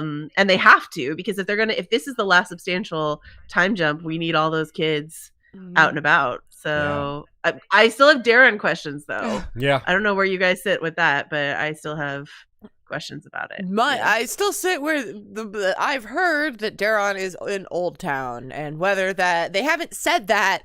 Why haven't they said it? Unless they back out of that. Unless they back out of it. But I've heard that, and in the intro, Alicent has the 4 bloodlines coming off of her, not 3. So that seems like the damning indication that he does exist. But I still would really like for them to just say, I miss our brother Daron so much, like something. Right. Say a line. They could say that now when they're outnumbered by these, like, there's 2, there's Baela, Rhaena, and there's 3 Velaryon Strongs. Strong boys. Yeah. That's funny. So I wonder as well, will Aegon have bastards in House of the Dragon? Because that could potentially play into succession things or just conversations, or could matter one way or another. And here's another quick quote from Fire and Blood. If Mushroom is to be believed, he fathered 2 bastard children the same year as the twins, a boy on a girl whose maidenhead he won at auction on the Street of Silk, and a girl by one of his mother's maidservants. The maidservant thing they've definitely set up. He's been like eyeing the maidservants and servant maids. Talia, they even named one of them. That's apparently Miguel Sapochnik's wife. So they're gonna have Aegon hook up with Miguel Sapochnik's wife. Is that what's gonna happen? I am like obsessed. I've talked about it a lot, so apologies if folks listen to my podcast as well. But like, this is Miguel Sapochnik. And she's an EP on the show. Like, I definitely believe that's a reason why she's so, conspicuously in so many shots. But I love that, like, there have been conspiracy theories cropping around this. Like, a lot of people are like, is that Melisandre? Because she has red hair, I guess. Looks a lot like and I'm her. just like, I can, but also I think that's just Miguel Sapochnik's wife. So good old Talia. No, there was the really funny thing that when Alexis Raven, that's her name. We won't just call her. We won't do the Song of Ice and Fire way and just call someone the wife. But Alexis Raven, it was so funny at the House of the Dragon premiere. One of the premieres, she was on the red carpet, and all of these news outlets tagged her as Carice Van Houten. They thought it was Carice because like they were like, well, who is this? Like, it makes sense to them that she would be there, but like it's Alexis and her husband Miguel, and I was like, is Miguel Sapochnik dating Carice Van Houten? Like, why is this tagged as this? Well, like, it was a weird thing. That's one for the gossip mags. That's funny. That's really good. Let's take a few questions here. We've got some nice questions from y'all that we took ahead of time, and one that was sent just now. Starktype says, sends a super chat, says, favorite Daemon wig. I'm gonna go with the one that's like tied back a little bit. I like the mini ponytail one. Is that the mid-length one? Yeah, it's mid-length because that's like battle ready when they have their hair tied back, and it makes him look like he's ready for action. So I'll go with that one. You want the Witcher hair? Yes, that is the Witcher hair. I mean, and me as a big fan of the Witcher, that does make sense. What about you, Joanna? So I think that there were 2 short wigs. There was like the short wig, and then there was the slightly grown out short wig. Yeah. For me, it's the slightly grown out short wig. Okay. That one where like the hair can tumble down in his face, I, like Elrond doing some mining on Rings of Power. Yes, when he was a little, he's like, "Wow, are you actually perspiring, elf? Oh my gosh, wow, you you're really glowing." did work hard. Wow. I think that one is my pick as well. But my other pick would be messy long-haired Daemon when he was out in the Stepstones, and he had braided his own hair. He put some braids in his hair. It was like Daemon with some texture to his hair, which like a lot of the Targaryens have such stick straight. Like that's the problem with Aemon's hair. He's got such stick straight hair. It's literally like he used a hair straightener to get it that. So I like it when they give him a little wave, and like the salt sea really did a lot for Daemon. I was gonna say the sea salt spray. He used some good old sea salt spray. Got some texture in there. Zhuzhed it up. Yeah. Also, when he came into the small council meeting, still in his dragon armor, in that first, and he like fresh from, I don't know, assaulting peasants on the street. And he had his hair was all mussed up in that one too. I thought That's that true. really Yeah, good. that was a little like a well-worn look. For I like him it when there. Damon's messy. That's the answer. Both in his I like messy actions and Damon. his hair. I like him prepared for action. You like him after the action. Yeah. Next question from Nancy Groth. Looking forward to your episode on House of the Dragons intro. It's very hard to see the sigils to follow the literal bloodlines. Yeah, I'm looking forward to that too. We initially thought about doing it earlier in the season, but then we decided to pivot away and show the way it's evolved throughout the season. So that we can say first it did this, and it did this, and it did this. And that'll be a nice like summarizing of all the changes throughout the season. And then when it comes back around for season 2, we'll be able to do that again because presumably there'll be some Do you think bloodlines ending. Although I guess they won't have as much reason to change it later because time jumps there won't be as many children being born. And I guess you might know already, Joanna, but do you think that this is the intro where we finally go over to Alicent's side of the intro sequence? Because like we just keep seeing Alicent's bloodline from afar. I don't like. Do we finally jump over and see the symbols for her children? Because we have not yet. I kept thinking it would happen. What do you think it is for? What do you think is for Helena? Like a little bug? Oh, I hope it's a little. I hope it's a little. I hope it's the Spider. bug. Yeah, like a little milky or some sort of spot. Yeah, I hope it's some sort of bug. Absolutely. And then Aemond, it's probably like the eye patch or a dagger or something. And Or then Vagar. or something. Vagar. And then for Patch. Aegon is probably Yeah. like a goblet A for a drink sapphire. or something. Yeah, like his that. beverage. Yeah, drink is drinking. my guess. Yeah. For him. That's hilarious. And Daron is a question mark. Darren's a question mark. Yeah, a blue question mark. Yes. I actually don't know the answer to that, but Okay. the bloodline sigil intro, Wow. I'm still having trouble. Like, it's still not my favorite, No. and I still think that there's like so much more they could have done. I understand not wanting to do the exact map thing, even though they copy pasted the theme song over. Like, I can understand them not wanting to do the map, but like, is there something they could have done with like tapestries or something that just felt like a little bit more instructive to audiences than this, which I think reads as confusing even to those of us who like know what we're looking at. Yeah, you that's know, fair I point, agree. yeah. I think even if they wanted to keep this exact same concept, the execution could have been better in that if they just put color into each of those symbols, like each of the symbols, like if that had a pop of color where you could actually see, but it's so all like monochromatic and dark. It's hard. Like I think even with this concept of the bloodlines, they could have executed it a lot better. And there's still room for them to take that feedback and do a better version for season 2. I don't know if they will, but like I have to imagine that they're testing this sort of like they're getting feedback and they're seeing it's I have seen it as being pretty unanimous across the board. Either it's mediocre and meh, or it's downright confusing and pointless and skip from people, which I don't know. Maybe they'll change it a little bit. Yeah, maybe we'll see. That's an interesting possibility for sure. They've got a couple of years to think about it, and we'll see. Really good question from Callista Cross here. This is one we were going to consider at the end of the episode. This is a perfect time. This is a perfectly cromulent time to discuss it, though. She says, do y'all think Viserys will die at the end of this episode or the beginning of the next? Yeah, there aren't a lot of options, right? I don't think it'll be all the way to episode 10. Episode 9 is called the Green Council, so that's after his death. That's a thing that forms. Although the council is already quite green at this point. Something we'll talk about in a minute as well. So yeah, it would be, I don't know. I mean, I think it could, I'm kind of thinking that would be a good way to end the episode. Like, it finally happened. And then that'll build some hype for the next one.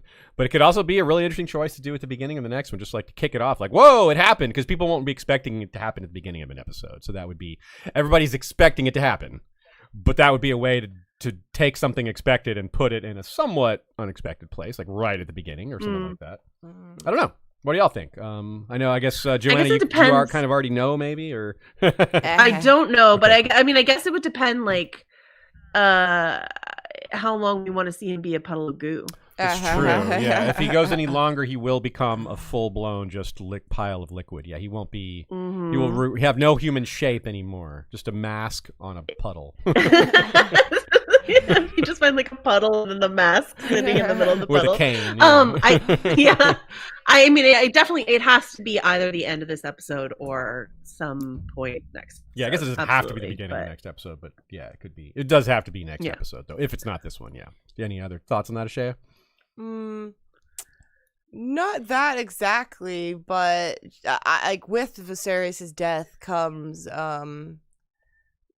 the death of Lyman Beesbury, and I'm so curious. I just have to throw it out there that I'm so curious how it's going to go down. Yeah, whether they're going to do the prison thing or Cole's going to throw him out the window. Or you know my theory, right? No, what is your theory? Have I told you my theory? What is it? Hit us. It's my favorite theory. I don't know that I'm right, but it's been my favorite theory from the beginning, which is I was like, why do they have these weird stone balls in the small council meeting? And so from the beginning, I'm like, is Kristen Cole gonna like bludgeon him to death with one of those balls or like shove it in his mouth or something like that, right? It feels like a murder weapon. I'm like, why are these here?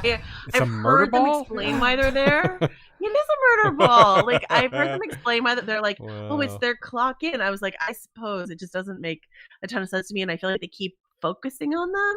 Like there's constantly shots of like you talked about a couple weeks ago, Rhaenyra like playing with it like it was a trackball. I was like, why are these balls here if not to murder someone? The other question is like Harold Westerling's still around. Like, do you think Kristen Cole would kill Sir Harold? Would it get that bad? I have wondered about that too, because it's really odd that Westerling's still, not really odd, but it's curious that he's still around, because in book canon he's been gone for a while. Kristen Cole is Lord Commander from a young age, so they're doing something with that. There's some story reason why they want to keep make that more of a thing, and yeah, that could be that and they kind of like maybe briefly the slightest of foreshadowing of like Harold looking at Kristen when Kristen gets the order to kill Luke. He's like, what are you going to do, bro? Like, how are you going to take this order? And then just showing like he was the one that's supposed to be on night watch there. It was supposed to be him that probably discovered the kids fighting. It was probably on him.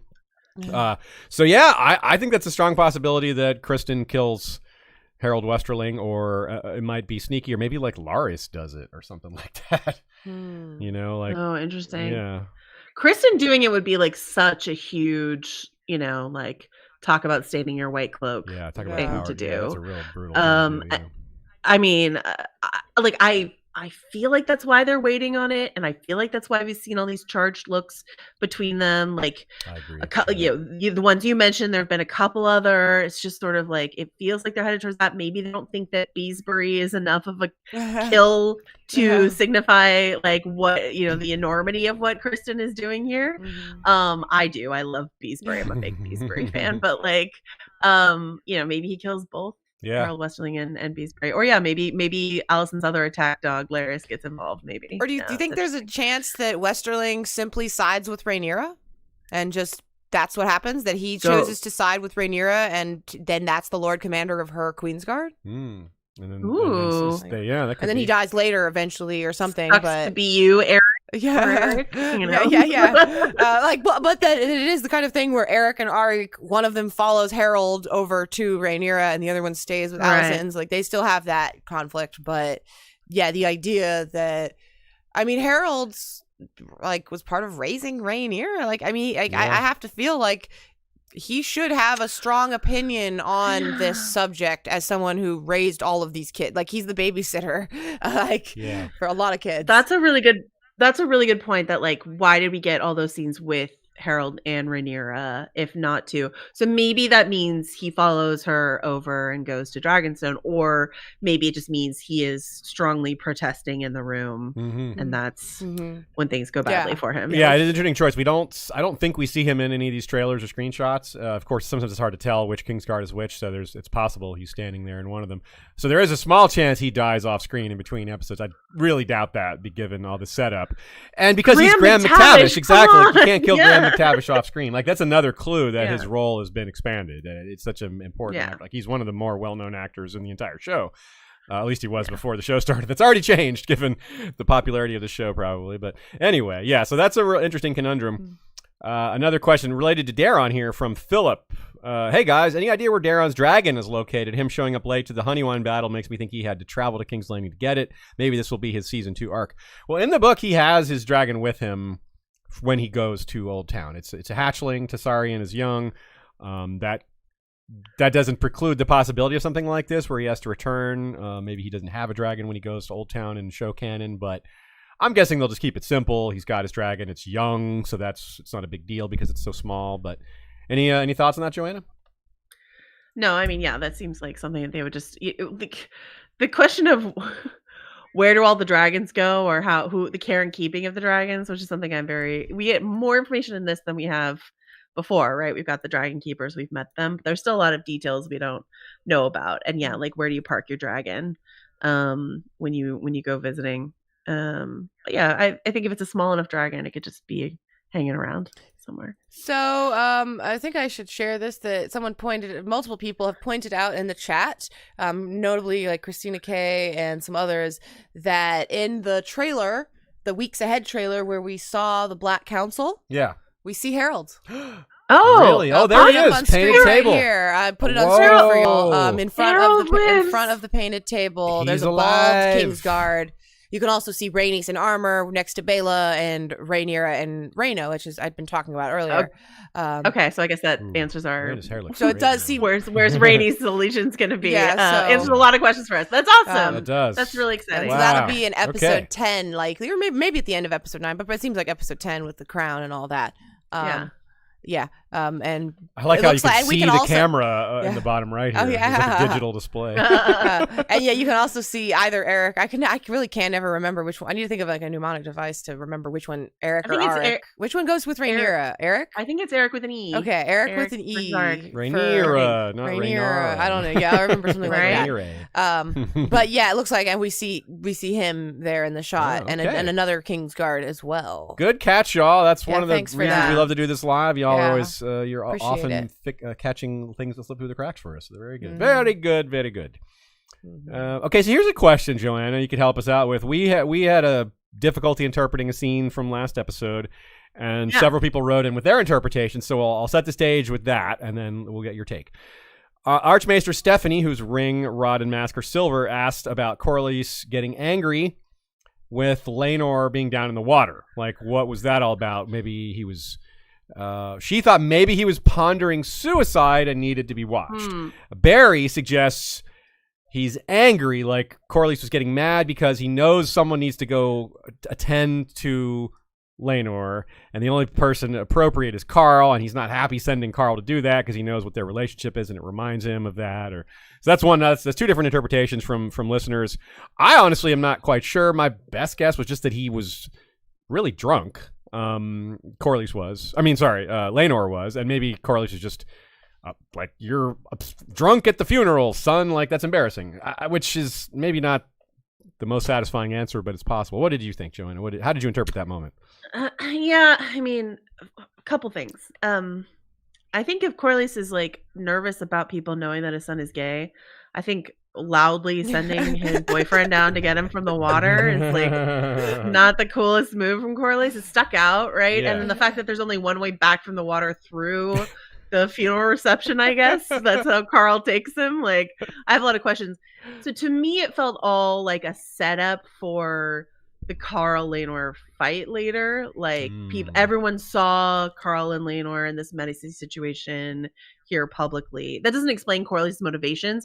It felt like storytelling wise, the reason it exists there is to like set up the fight later. But if I had to ascribe a motive to Corlys in that situation, I would say just embarrassment that, his son is not acting correct. Yeah. The way that Otto like kicked Aegon out of his drunken slump on the stairwell there. It's just sort of like, act correctly. Yeah. Everyone is watching. Corlys is pretty stoic. Like, even like when Rhaenys breaks down, understandably, finding her not son's burned corpse that she thinks is her son's corpse, he gets mad, but he's not like crying or overcome. He's my fucking home. He has proper male anger, Yeah. Right. So yeah, that could definitely be it. That could be it.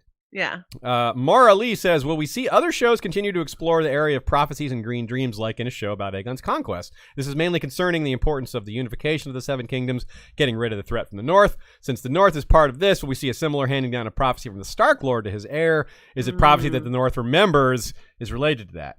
Yeah, I think like there must always be a Stark, and Winterfell has a very similar vibe to there must be a Targaryen on the Iron Throne. I think it's a very similar concept, and we might get further exploration of this. Actually, I think I'll be a little disappointed if we don't get further exploration of this, with Jace going north, talking to Sarah Snow, whoever else, maybe Cregan's got some thoughts. Lots of possibilities there. I mean, it is the Pact of Ice and Fire, so like, hello, it seems like an opportunity. But yeah, for a more full answer, I'd say yes. Other successor shows are going to be keyed into this if there's an opportunity for them to drop a clue or a major clue. If the show is like the Sea Snake show, they won't have much opportunity to bring this up. Yeah. But if it's like anything to do with the North, anything to do with Targaryens, like even with like the Blackfires, you could see it being involved. And I mean, in this case, I mean, what they talked about the idea of doing Aegon's Conquest as the season 4 or season 5 or whatever of House of the Dragon, so that would make it thematically fit with the things the show has set up. If you're following this dagger and this prophecy over years, that's the real main character of House of the Dragon is the dagger. That was my reaction when a couple episodes ago Viserys traced the dagger back to like old Valyria. I was like, oh man, even when we get an old Valyria show, the dagger's gonna be there too. It's like, dang, the dagger. We got daggers everywhere. This like dumb prop that they made in season 1 of Game of Thrones is gonna be like the central like item, the most important uniting item. everything. Amazing. It's the Silmarillion. It's the Silmaril. Yeah. It's the ring. It's the one ring. The one dagger. Yeah. Yeah. Mm-hmm. You know what's interesting? Jumping back to Harold Westerling real quickly. It's kind of a strange thought I had. Okay, so it seems like he's replaced. If he's the one there, then it seems like he's kind of replacing Steffon Darklin's role. Steffon Darklin is like it becomes her new Lord Commander. Or that's the guy right next to the other Kingsguard that's with him, and it is also sure. But if Harold is there, then Steffon's not going to become Lord Commander, at least not right away. So think about what Steffon Darklin does. Steffon Darklin's one of the dragon seeds. He's one of the failed dragon seeds. He tries to mount Vermithor, I think, and dies. So are they going to give that to Harold Westerling? Is Harold Westerling going to get eaten by Vermithor next year? I think it's Vermithor. I mean, but like if we remember, like, isn't in the very first scene when Rhaenyra dismounts from the or not the very first, but like in the very first episode, she dismounts from Cyrax. Doesn't Harold say something about like each time you come back with your head? Shoot, maybe he's gonna lose his head that way. Or just makes it seem like he would never try to tame a dragon. He would never. I don't think he would ever try. Yeah. But I still think that does leave it open for a Kingsguard, the other Kingsguard. Yeah, it can be a different Kingsguard. And that can just be Steffon Darklin still, who is there at the table, and she loses one of her Kingsguard that way. It doesn't have to be her Lord Commander necessarily. But if you start to see him start to be a little interested in a dragon, watch out. Get worried. Yeah, I didn't zoom in on the photo that you posted, but like, yes, Eric in one of the trailers, Eric is there presenting the crown to Rhaenyra at Dragonstone. Like that's the shot from the trailer. So Eric is definitely going to be there as well. So it's Harold. Is Eric not the other Kingsguard? No, there's 3 Kingsguard there. Oh, there's 3. Which is is what it says in the books. Three of the Kingsguard of the 7 go to her. So that cool. So it's going to be Harold, probably Steffon and Eric are the 3, but maybe not Steffon. Maybe a different named guy. But it seems no reason for them to. I mean, it would be great if they started to let show watchers know who these people are. I agree. Totally. I do really give them agree. names and lines, you know. Great. Yeah, no, I mean it even got to the point where like we see that Alan Caswell guy again in like the preview, or we see him in the couple shot. times. He comes to greet them apparently. Yeah, he comes to greet them. Yeah. And like Aziz was like, "Who is this guy?" And I'm like, "That's Lord Caswell. That's Alan Caswell." And I'm like, "Yeah, I happen to know his first name because it's on the House of the Dragon guide," which I don't think that you should have to read the House of the Dragon Guide website to know that Larys has a firefly on his cane, or to know that this guy is Alan, whatever. There should be a version of the show with an overlay with like arrows pointing to people. Be like, this is Sir Caswell. Like pop-up video. Kind of like how X-Ray does on Amazon Prime. How they have that, although that is you have to choose to do it. Yeah. But I love X-Ray. I think it's a super cool thing that they do. And so, I don't know why everyone doesn't do it. Everyone should have copied it. The other streamers, absolutely. It'll pick up I wish I remember the name of the website, but there's a fan, like a person who has made that interface for all media online, like you can go to Netflix and use this extension, and it'll put factoid. It's an X-ray. It's basically X-ray, but for all these different apps, and like you yourself could join and submit your facts, and then it'll be part of it. So it's user created, not run. Anyways, it's a really cool project, though. I highly, I wish I could actually recommend it to people, but I don't remember the name. That's so cool. I was gonna say about no, I don't remember what I was gonna say. I have no idea what I was gonna say. Well, let's go to the next question, and maybe you'll think of it. Yeah. So we have a question from Sir Gladworth, kind of related to what you said, Helena and Cassandra vibes. their theory is that maybe given this change to her character, it may precipitate a change into her eventual murder. The suggestion here by Sir Gladworth is that Larys kills Helena, orders her death, has her killed because he fears that her dreams will reveal him as some of his crimes because of her. He starts to take notice, like no one's paying attention to her, but he does, and he kind of interprets what she's saying and is like, well, I need to get rid of this person before she outs me. It's kind of an interesting thought. I hadn't really given it a lot of consideration, but it's possible. We don't know. Like Helena's death will be a bit mysterious. Well, it is now. I mean, maybe it won't be when we see it.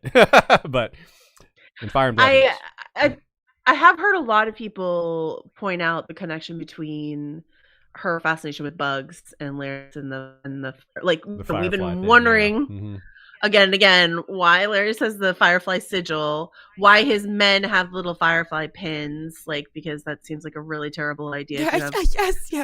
Stealth henchmen to give them. We know this is for the audience, but it's not a good idea, Larys.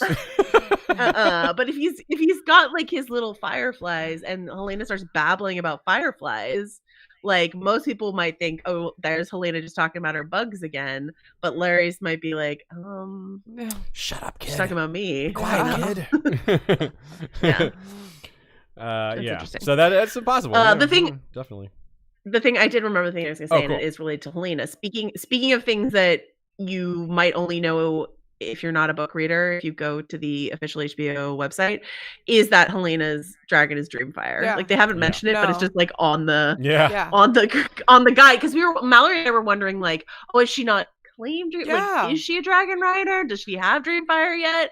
We don't know because they're changing the timelines on some things. And then Mallory's like, oh, it's just on the website and Dreamfire. You know, it's like Helena, Rider of Dreamfire or whatever. And I was like, okay. And for me, I saw that and I still chose to be like, well, they didn't show me on the show that Helena claimed Dreamfire, so it didn't make sense to me that she had claimed Dreamfire right then. So I choose to believe that they updated the website early and my headcanon is that she claimed Dreamfire between the pink dread scene and the Driftmark scene. I agree, because she didn't have her then. That's my thought. But the website was updated as of the pink dread scene. I'm just headcanoning it that they updated it a little early. Yeah, makes sense. Because, like, otherwise, why did Aemond go up to her dragon that she claimed? Like, that's when so they weird just said to me. You can't do that. Like, that's a weird thing to me. So I have to feel like she just hadn't claimed Dreamfire quite yet, and then she does off screen. And because we see that Dreamfire comes back from Driftmark with them all, so it had to have happened by then. Absolutely. Right.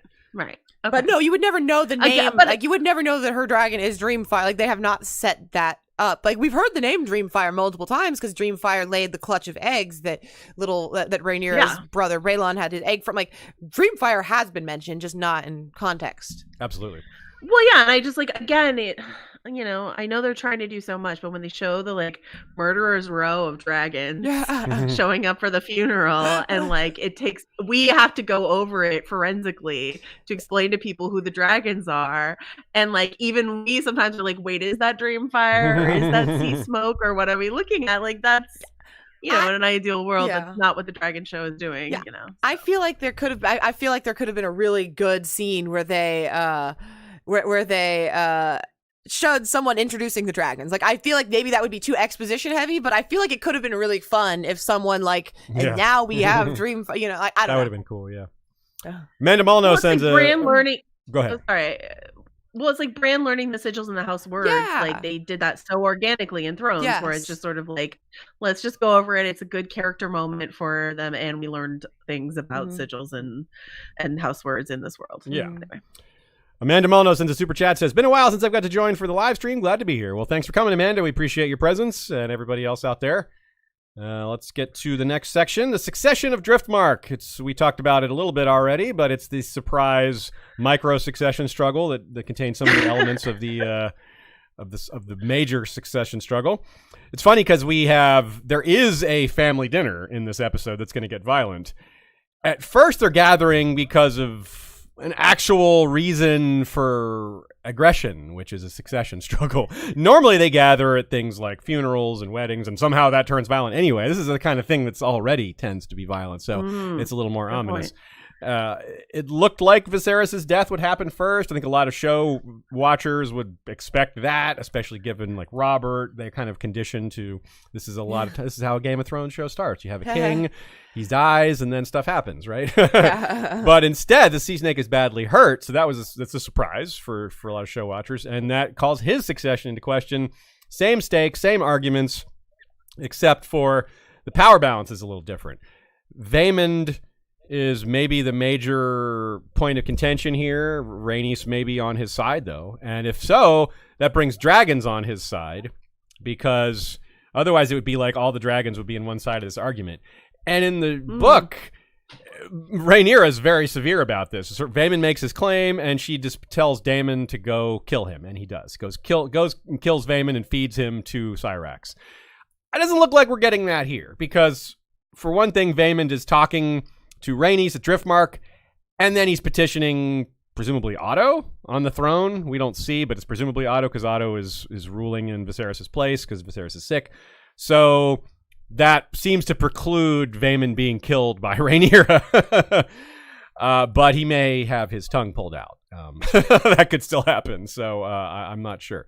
But it looks like those are the... Who do you think? Like, do you think they would have Daemon do it? Do you think they would have Daemon pull the tongue out? Do you think Viserys, with like his one arm and half a face, is gonna cut the tongue out? Like, what's gonna happen? It's a really tough call. I mean, in the book, of course, there's a lot of tongues get pulled here. A lot of his relatives. I asked Sean before the last episode, do you think anyone's tongues are going to get pulled? Do you think Viserys is actually going to do this? Because, I mean, in the book we know it does, but there's no guarantee it happens in the show. Like, it might just be someone just gets killed, but I kind of think it's going to happen. But I feel like they won't do random Velaryon cousins. They'll do the one cousin, or the brother, in this case, who's we've actually seen have several scenes with, rather than these random Velaryons who have been around but haven't really had lines. They've just been kind of standing there. But he says things like this was a matter of blood, not ambition. Looks like it's getting intense. There's a shot where he's like leaning in real close with Rhaenys, and from what we know, she's maybe already taken his side, so it could get kind of ugly.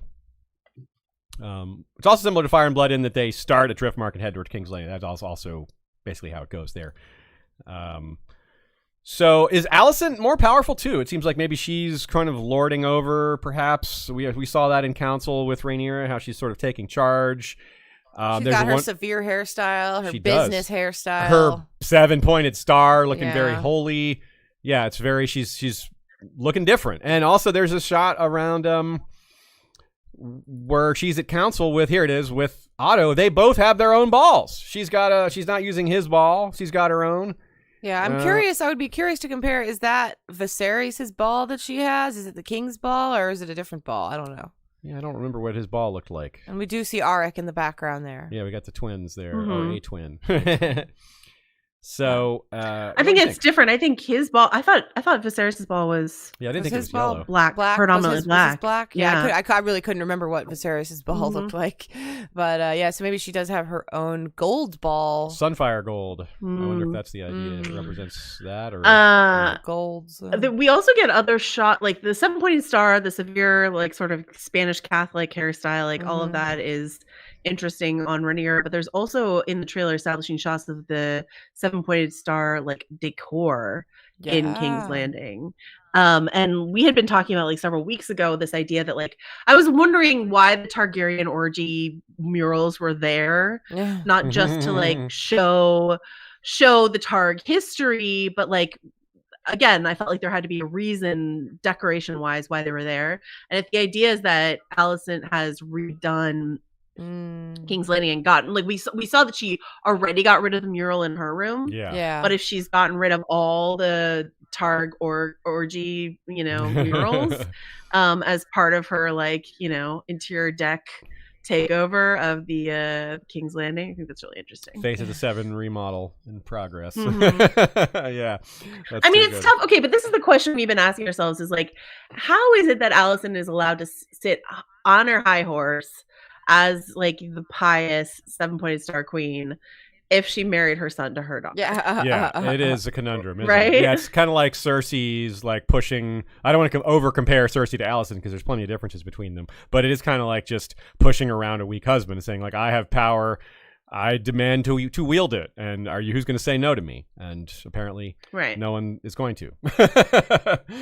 And yeah, it kind of fits. Like that is a very like realistic way that power gets exercised a lot. Just someone who's close to it just makes demands, and people accede to them, so they make more demands, and then it just keeps going from there.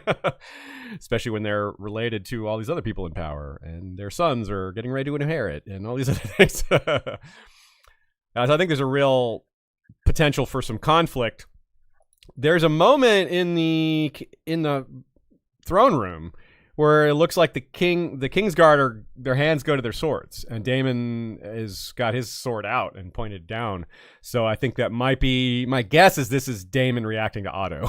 Like Otto being on the throne, Daemon not taking that too well. Like, that's my brother's throne. Like, who are you to tell me what to do? Like, Daemon doesn't like being told what to do anyway, so especially not from Otto. Like, that's the person he would least likely to get orders from, I think.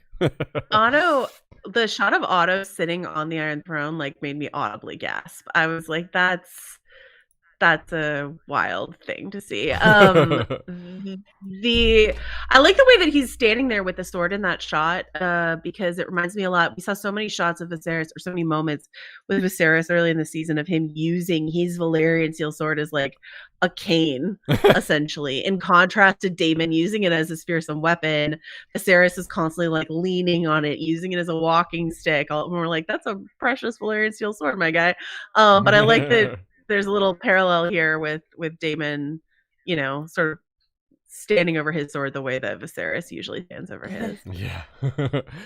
So one other line from the trailer, Rhaenys, not Rhaenyra, says, "Tomorrow the High Towers land their first blow." I really wonder what she's talking about, because it sounds like she's, got her own succession struggle going on. I wonder what this refers to, but because even if she's preferring a quote-unquote true blood Velaryon to inherit, that doesn't make her a Green supporter, right? One's got nothing to do with the other, not too directly anyway. So I wonder what she's referring to. I wonder what, like, some sort of council move. Maybe it's the sign that Otto is ruling in place of Viserys. Maybe that's related to it. I thought maybe it would be a Harold Westerling thing, but that's not it. Do you think Vaemon's going to reach out to Otto in the High Towers and try to, I'll be your ally? Yeah, that would be a really powerful political move. Like, hey, the Velaryons will take your side, Otto, if you rule in my favor. Yeah. Like, if Vaemon is smart, he will go and talk to someone else about his claim idea and try to get Alicent and Otto to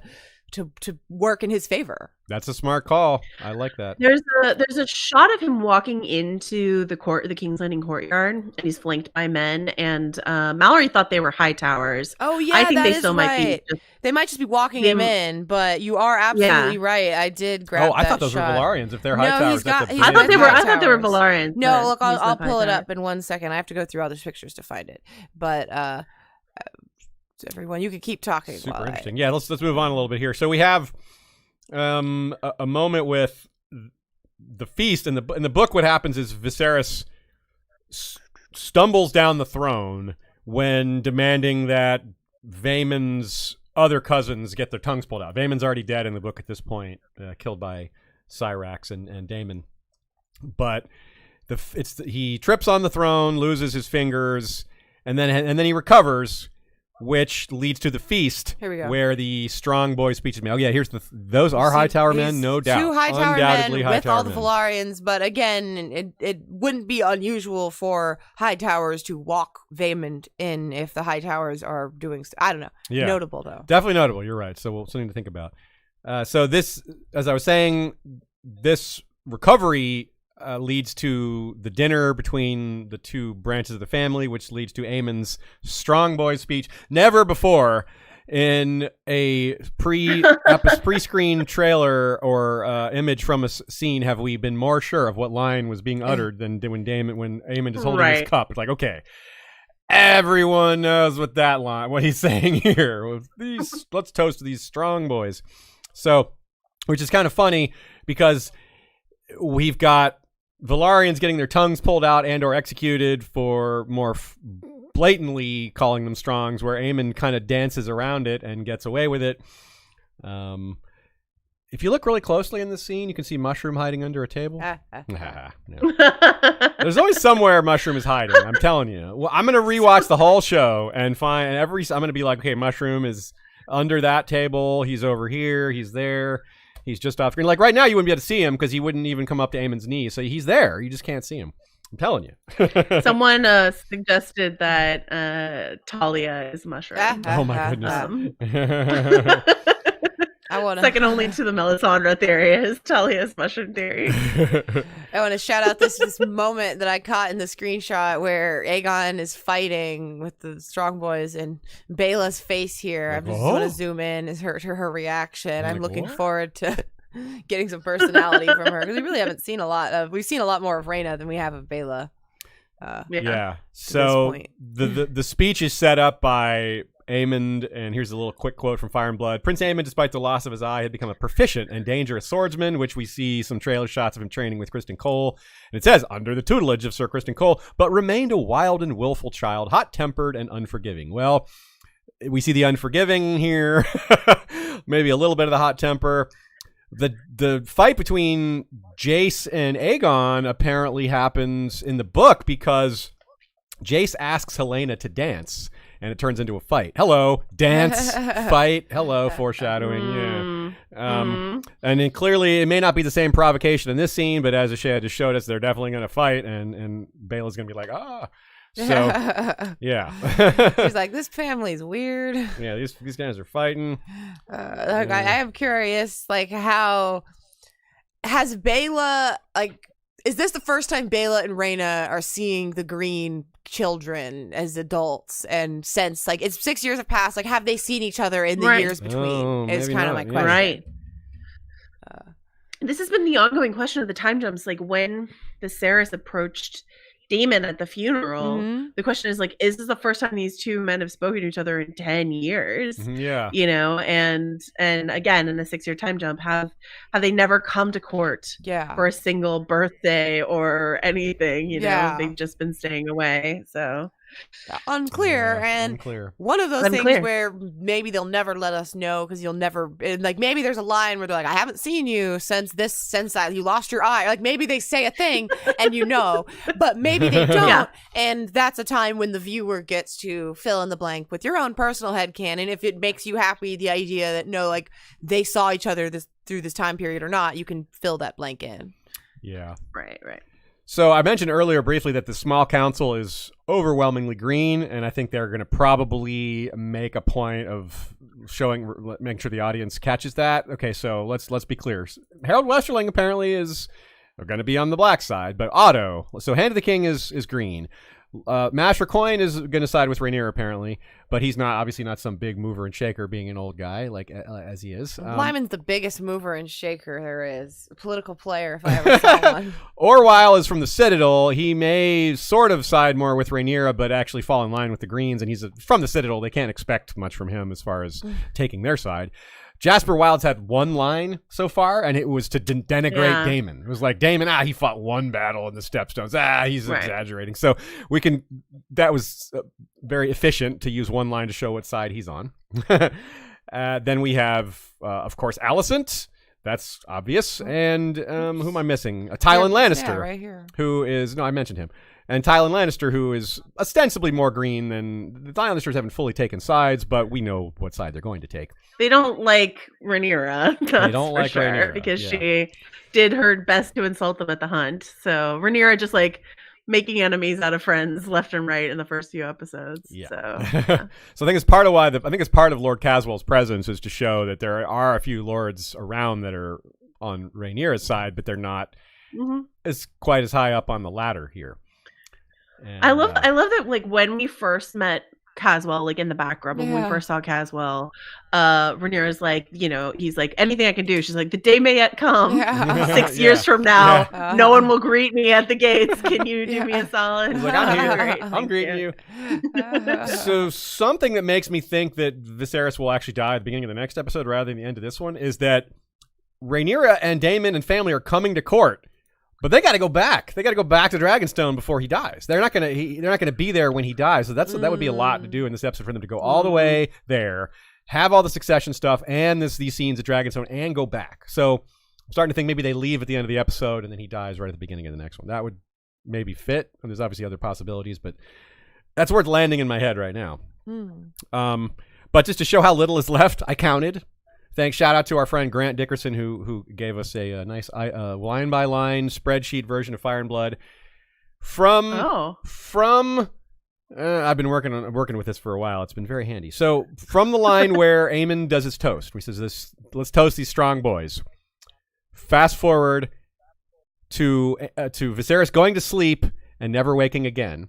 There's only 47 sentences between that toast and Viserys dying. So that's how close we are. It's real close. So that's why a lot of these things are got to be lined up. They got to get their ducks in a row. Otto, there's a line Otto says, the threat of war looms, in his great Rhys Ifans voice that he does so well, because he's Rhys Ifans. It makes sense that he does things in his own voice. Yeah. Looms like threads of black, threads of green. Ayo, nice catch. I totally didn't catch that, but he used the word loom, and and that is what Helena said. Nice catch. Rhaenyra also says this is a trap to Rhaenys. I don't know what she's referring to, but it's probably related to the succession stuff. She's just quoting Star Wars. Yeah, it's a trap. Yeah, you're right. Another really important moment. Her cowl. She's not wearing any sort of cowl. Murder so cloak. They're chatting about something. I don't know what, but maybe more blood and cheese groundwork, perhaps. Yeah, I'm excited to see more of Mazaria again. One thing we don't get, let's see this picture of her. I was just pulling it up. One thing we don't get in this episode, there she is. It's hard to tell that it's her. Hard to tell, but it's very her. Clearly is her once you see it.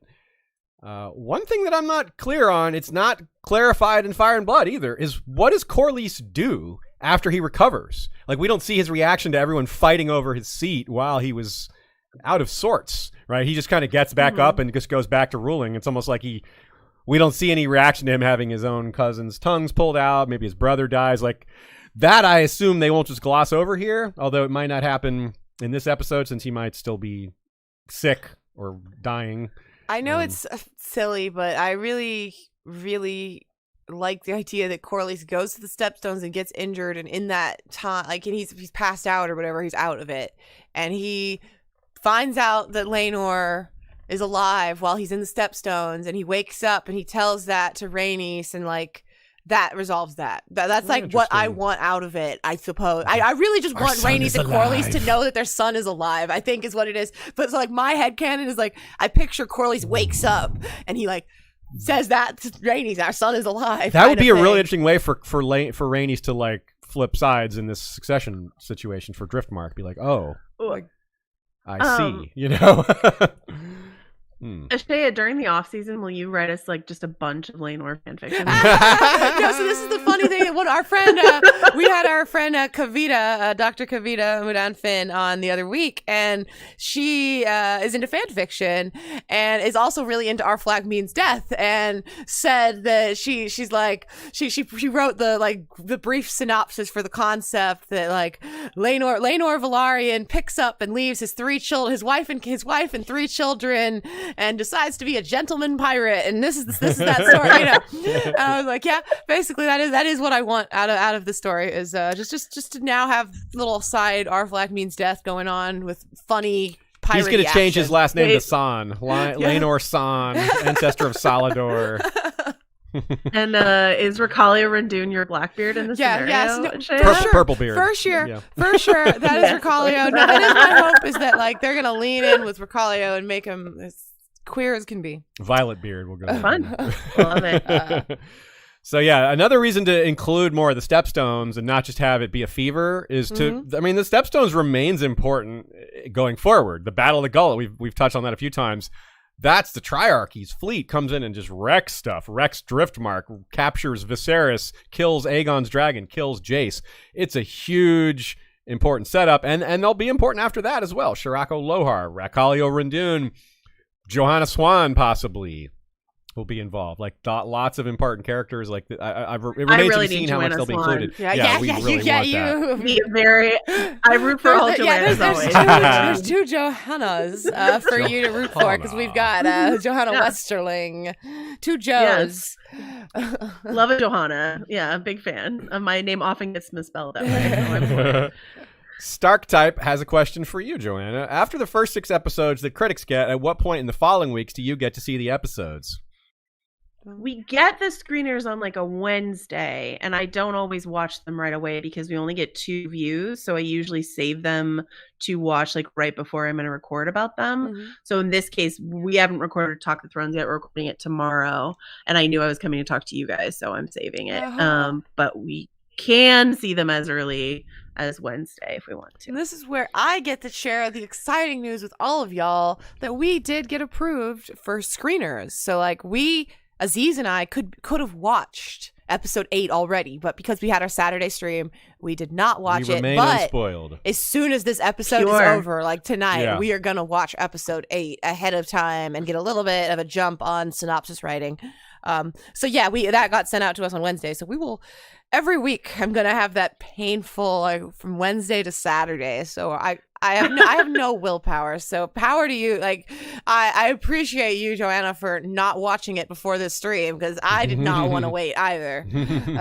I see Joe Magician hasn't watched his yet either. What's your excuse, Joe? You don't have any reason to not watch your screener. Oh, there you go. The acknowledgement the crowd is craving for Joe. Well, the thing is, if you watch the screeners, you can't participate in the discourse anymore. Like that, it does take you out of the loop. I mean, by knowing more, the fun of your Saturday.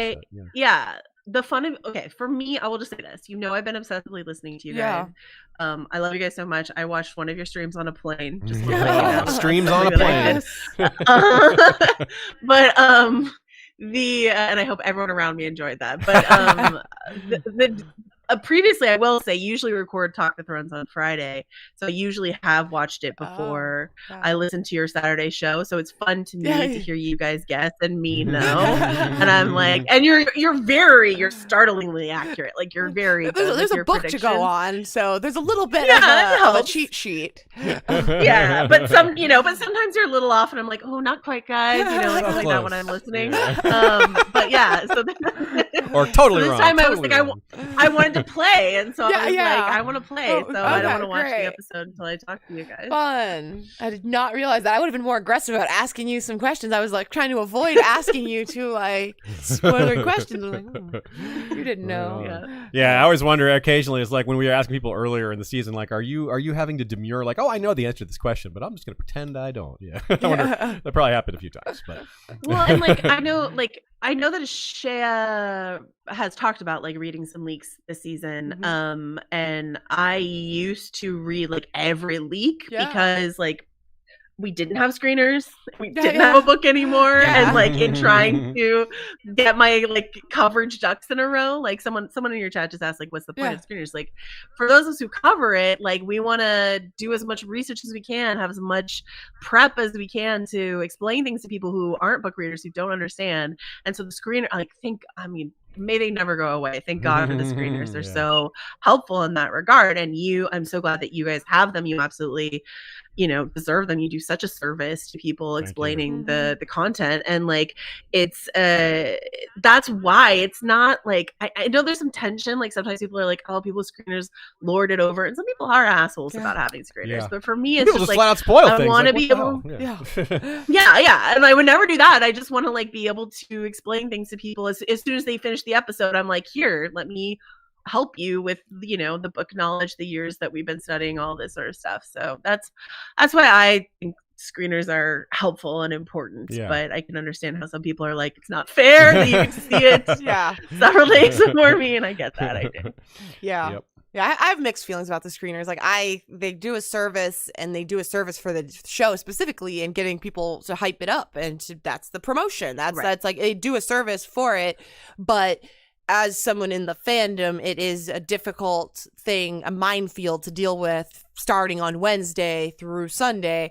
There's people on Twitter who are vague tweeting or less vague tweeting about it, and it makes it difficult as someone in the audience. Irritating. For sure. I'm like, Like I appreciate them building up hype, but sometimes it's a little too much. And I was telling Ashay this recently because we were talking about screeners and who gets them and who doesn't. Like sometimes I don't. Like I covered the final season of Better Call Saul. AMC decided not to give me screeners. It drove me absolutely bonkers. But like I'm like I get it. So I get the frustrated side of it too. I totally.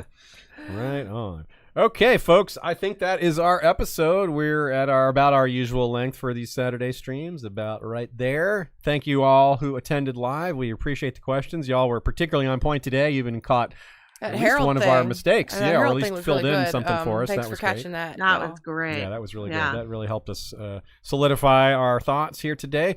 Thanks so much, Joanna, for coming on. People can catch you on The Ringer. Is there other places you want to shout out as well? Name all your shows. You're such an active podcaster. You are like a very dynamic person. Yeah, under The Ringer, y'all do like a few things, is my understanding, right? Like under The Ringer umbrella, there's like like you have a few formats or something. Tell us more about what you're doing under The Ringer umbrella, I guess is my question. Tell me about your podcast. So I work for The Ringer. A feed on The Ringer is called The Ringer Verse. And so on The Ringer Verse, we have House of R, which is when Mallory and I do deep dives on like Rings of Power, Ringers of Power, House of the Dragon. Yeah, hell yeah. So we do that. We're doing the Rings of Power shows are really fun, really fun. So Rings of Power, House of the Dragon, deep dives. Talk of Thrones is also, that's just like the instant reaction show. Nice. I do Trial by Content with Neil Miller and Dave Gonzalez. He used to do Storm of Spoilers with me. That's just like a fun fuck around show on Thursdays about House of the Dragon. And then sometimes I do something called Prestige TV or The Big Pick, which is just about film and television. So yeah, I'm just on The Ringer around. You are ubiquitous. Joanna is out there, yes. Joanna Robinson is The Ringer. You are The Ringer. No. One ringer to rule them all. Cool. All right, everybody. We thank you so much for your participation in our live stream or listening to it afterwards. Shout out to one more picture. Rainy's in her euphoria moment. Candle room. With the like lights in the background. It's just like really a different style. Like I don't know. I just had to bring that euphoria moment. That's what it is to me. Kind of trippy. Yeah. I love it. Yeah. I love it. All right, everybody. Enjoy The Lord of the Tides. We'll see you on Monday for our review of that. Yeah. And next Saturday for another spoiler-filled preparation review of episode 9. Almost to the end. Yeah, we're getting close, folks. Valar re-read us and Valar re-watch us.